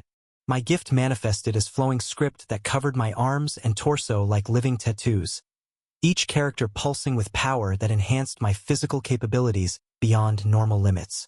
The cursed writing wasn't just decoration. It was a direct interface between my will and reality, allowing me to literally rewrite aspects of my own existence. The enhancement script blazed to life, and suddenly I was moving with speed that made the undead knights seem sluggish by comparison. My blade work became a blur of precise strikes that found gaps in their armor with surgical accuracy. But I needed to clear enough of them quickly so the others could handle the rest. I couldn't waste time on a prolonged battle when Master was somewhere facing unknown dangers. Grade 6 Art. Imperial Conquest. I said quietly, activating the Martial King technique Master had personally given me. The first movement, Skybreaker, cleared the wave of knights with a single swipe of astral energy. The Martial King's techniques were legendary for their raw power and tactical versatility, designed by the second human to ever reach the level of a demigod. Around me, my companions rallied as I carved through the knight's front lines. Rachel's divine miracles blazed with purifying light that caused the undead actual pain, her phoenix Aurelius swooping overhead to provide aerial support. Callie's daggers cut apart the knight's coordinated attacks. Rose's necromantic expertise allowed her to interfere with the knight's animation matrices, temporarily disrupting their movements using the petals of her blue roses. I enhanced my assault with gravity magic, crushing several knights under increased weight while making myself lighter for enhanced mobility. Water magic formed razor-sharp projectiles that found gaps in their armor, while deep dark energy disrupted their undead animation directly. "I'm going to find Master," I called out as I finished dismantling the knight's primary assault formation. "Can you handle the rest?" "Go!" Rachel shouted back, her golden tattoos blazing as she held the center line. "We've got this." Callie nodded grimly, her spatial portals redirecting enemy attacks into each other. "Find him quickly, Reika. Something's wrong about this whole situation." "She's right," I realized as I began moving deeper into the territory. I enhanced my legs with spatial magic, allowing me to cover ground with superhuman speed, while my senses strained to detect any trace of Master's presence. The deep dark saturation in this region was so intense that normal tracking methods would be useless, but Master had taught me techniques that transcended conventional limitations. There, I thought as I caught the faintest trace of his magical signature. Something's pulling him toward the heart of the territory. The trail led deeper into the corrupted wasteland, toward a region where the very air seemed to writhe with malevolent energy. As I ran, I could feel the distance between us closing, but I could also sense something else. Another presence of overwhelming power that made my enhanced senses recoil in instinctive fear. Immortal rank, I realized with growing dread. Master is facing an immortal rank opponent. I pushed my enhanced body to its absolute limits, space magic folding distance around me, as I demanded more speed from my magical reserves. The landscape blurred around me as I closed the distance with desperate urgency. "Hold on, Master," I thought with fierce determination. "I'm coming." The sound of clashing steel and explosive magic reached my ears just as I crested a rise in the corrupted terrain. Below me, in a valley saturated with deep dark energy, I could see Master locked in desperate combat with a headless knight wielding a massive greatsword. The Dullahan, the leader of the knights who had ambushed us. Even from a distance, I could see that Master was losing. The headless knight moved with the casual superiority of an immortal rank entity, his massive greatsword carving through Master's defenses with relentless precision.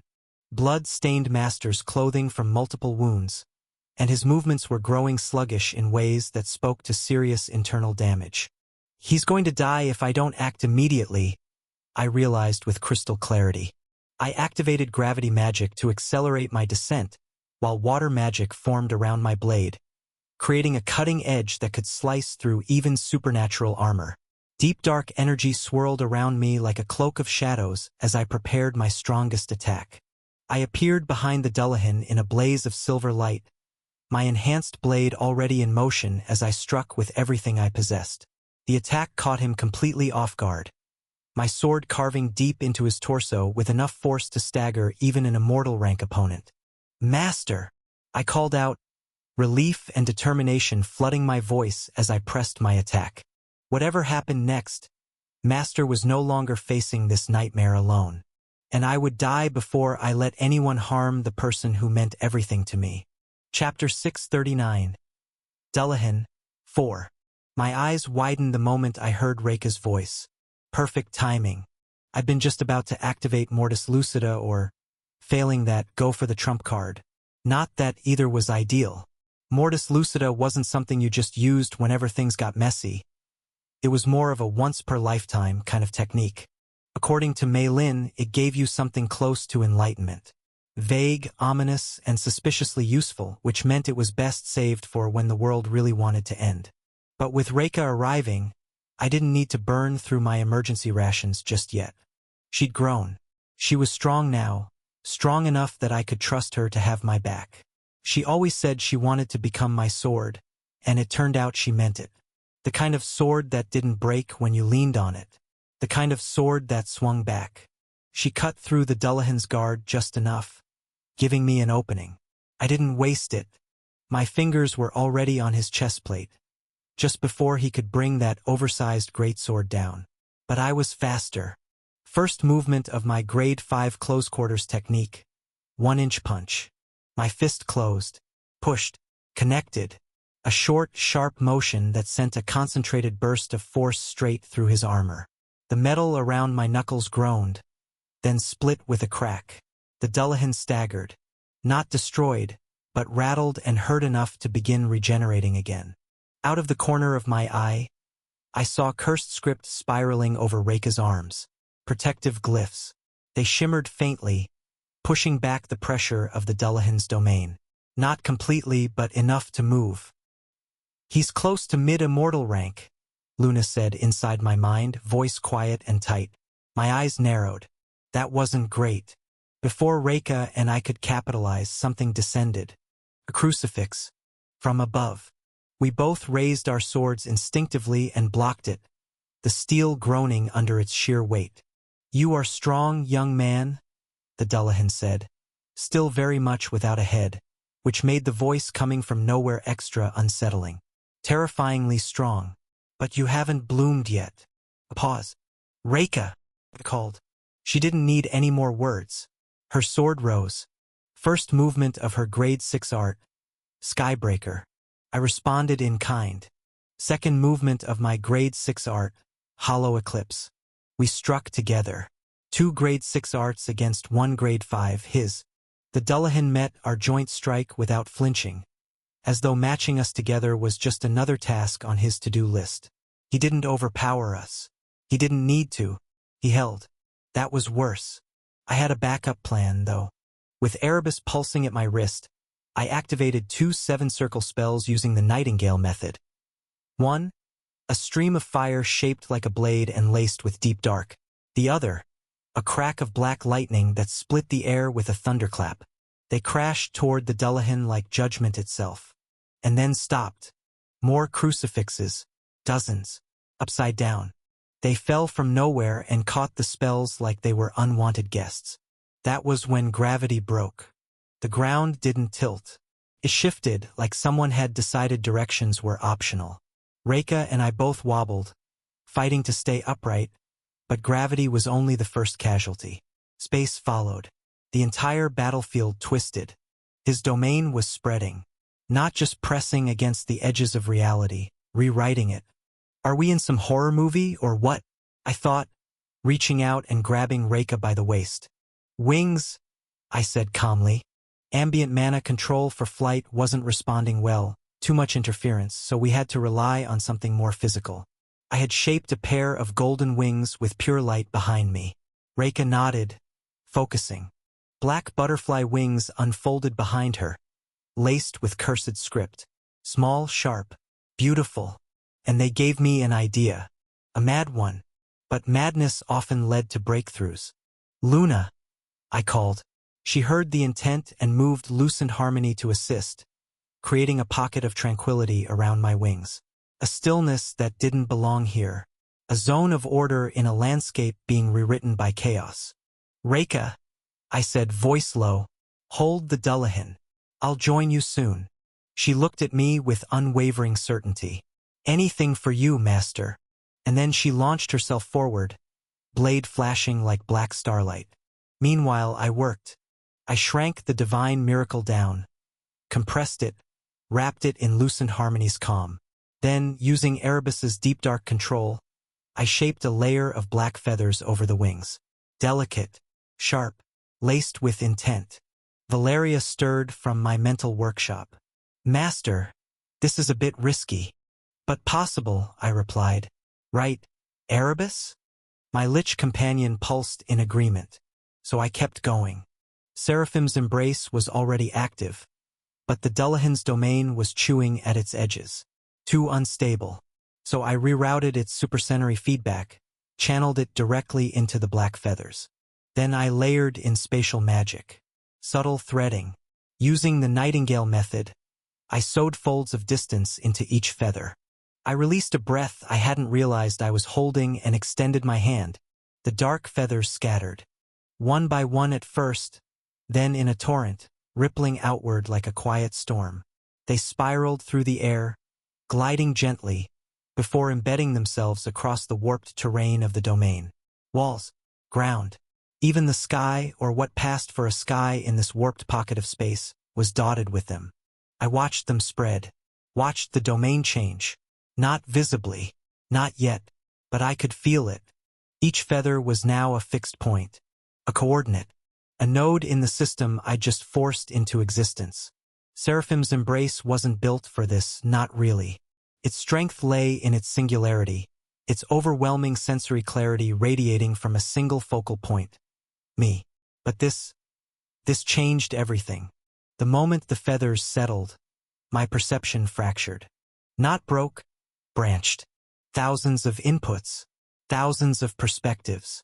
My mind reeled as the feedback poured in from every feather like sonar pings in a collapsing cavern. I wasn't just seeing anymore. I was mapping. The Dullahan's domain, once incomprehensible and hostile, now had form, structure. The chaos had lines now, curved, irregular, flickering lines, but lines nonetheless. I could track them. Every twist in gravity. Every ripple of space, every threat. It was like having eyes everywhere. But better, these weren't just passive sensory nodes. Each feather carried a thread of my will, and each thread could be pulled. I raised a hand and willed myself forward, just slightly, and in an instant, I moved. Space folded between two feathers, and I was there. Teleportation.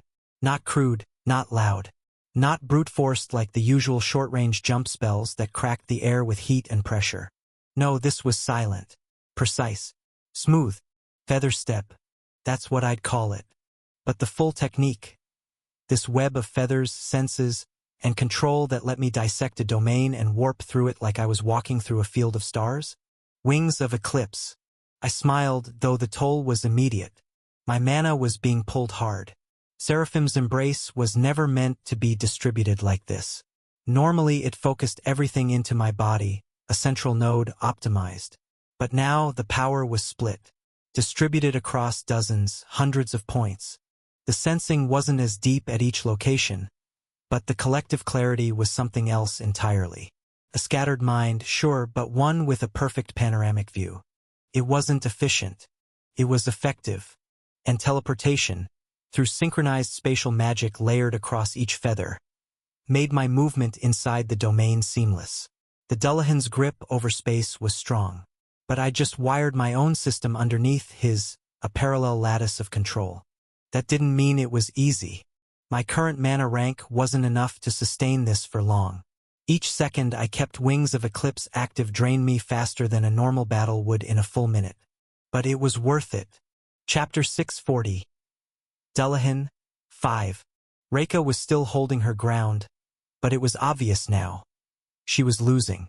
Not because of a lack of skill.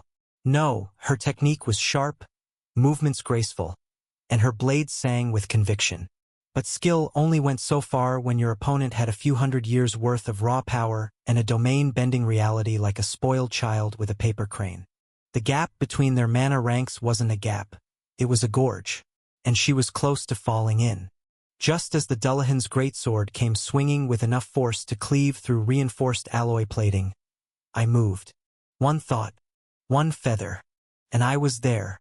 The transition was silent, immediate, no spell circle, no glow, no delay.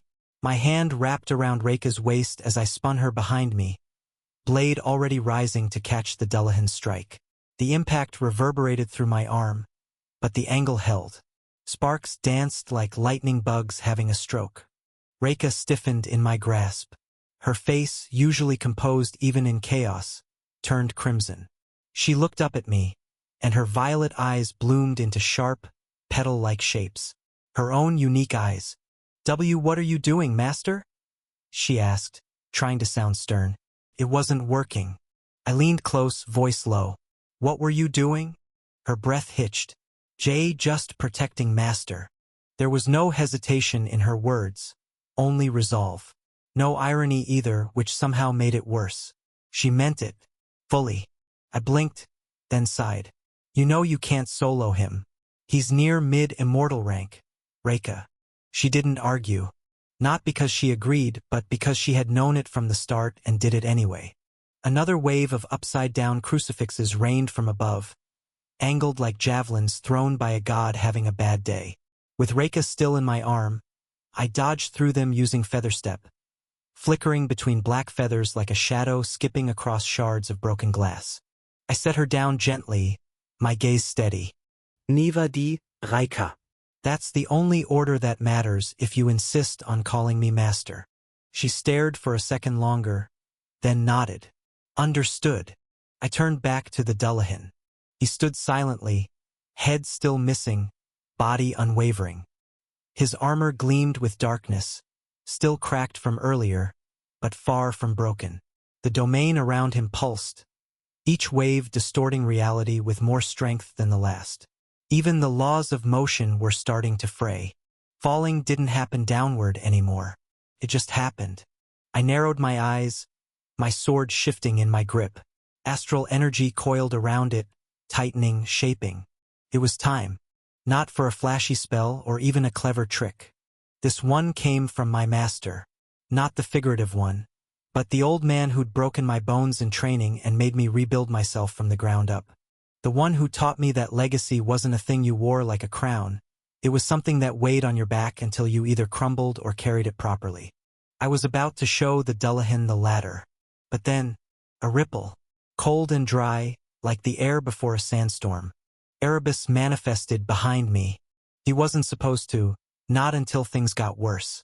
But keeping Wings of Eclipse running while defending from a near mid-immortal rank domain was pushing even him past his limit.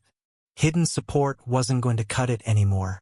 He stepped forward, his body a sculpture of obsidian and blood-crimson bone. His eye sockets burned like dead stars reigniting.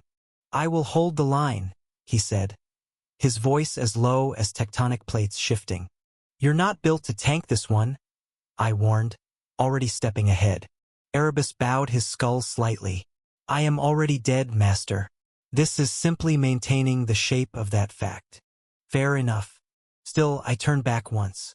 Stay safe, Erebus. He didn't nod. He didn't need to. He just stepped forward, bones gleaming in the flickering light, and met the Dullahan's domain with one of his own. Now I had an opening. My sword hummed with coiled astral power. The attack was ready. The movement my master, the Martial King, said would suit me. He never showed it. Just an idea. A rough sketch of motion scribbled with the last of his will before he died on the sand-scattered fields of Indel Prime. He thought it would be my third movement. Maybe he was right. I didn't name it after him, though. He'd have hated that. Instead, I forged it the only way I knew how, through repetition, injury, and that nagging sense that if I didn't get it right, I wouldn't live long enough to try again. Third movement of my grade 6 sword art. Stellar Cascade. Falling stars. That was the image. Not a single graceful meteor. No, this was the sky breaking apart. It was debris and rage and the sound of 100 promises falling from orbit. My sword was the carrier. Pure light ran through the blade like a living artery, fed by gravity, ice, earth, and space astral energy, all weaving through the core of it. The moment I stepped forward, the domain trembled. The Dullahan moved to intercept, too slow. One strike, then 3, then 15. Every swing a drop from heaven. Sharp, burning. No wasted motion. No grafe. Just raw celestial attrition. The blade traced afterimages through the space around him like molten trails, each one lashing into his armor with thundercrack force. The Dullahan's breastplate fractured. One pauldron shattered completely. His body was a mess of sparks and torn matter. I drove him back. The world bent under the weight of my barrage. I thought I'd hit the ceiling of what I could do. I thought I'd won. That was my mistake. The Dullahan didn't stay down. He didn't fall. His broken body knit itself back together in front of me, piece by piece. Limbs reattached, gaps closed. The light in his hollow helm reignited with fury. No, not just fury. Power. Mana flooded the domain like a breached dam. He'd climbed. Mid-immortal rank. That was it. I hadn't brought him to his knees. I'd awakened him. And now I was out of time. The pressure collapsed in on me. His domain, thick, forceful, and vile, cut through the environment like a tide. All the dark feathers I'd left scattered. All the coordinates I'd laced through the field with wings of eclipse, turned inert, snuffed out, feather step gone. I felt the lockdown clamp over my body like a vice. He surged forward, a horizontal sweep. I barely raised my blade in time, and even then, I was sent skidding back across scorched ground. My heels dug grooves in the shattered terrain. One more hit like that and a streak of violet intercepted him. Reika. She crashed into his blade with her own, taking the full brunt of the follow-up blow. Her body twisted midair, blood scattering like broken code across the air. But she recovered enough to buy me a breath. Not long, just enough. I pushed forward. He raised his weapon again, too slow. I didn't need a blade. Not this time. I closed the distance, one step, half a step, no step. I pressed my knuckle against his chest plate. The heat from my core surged up through my arm, loaded into the point of contact. The pressure between us shifted, momentum warped. Sixth movement of my grade 5 CQC art, 0-inch punch.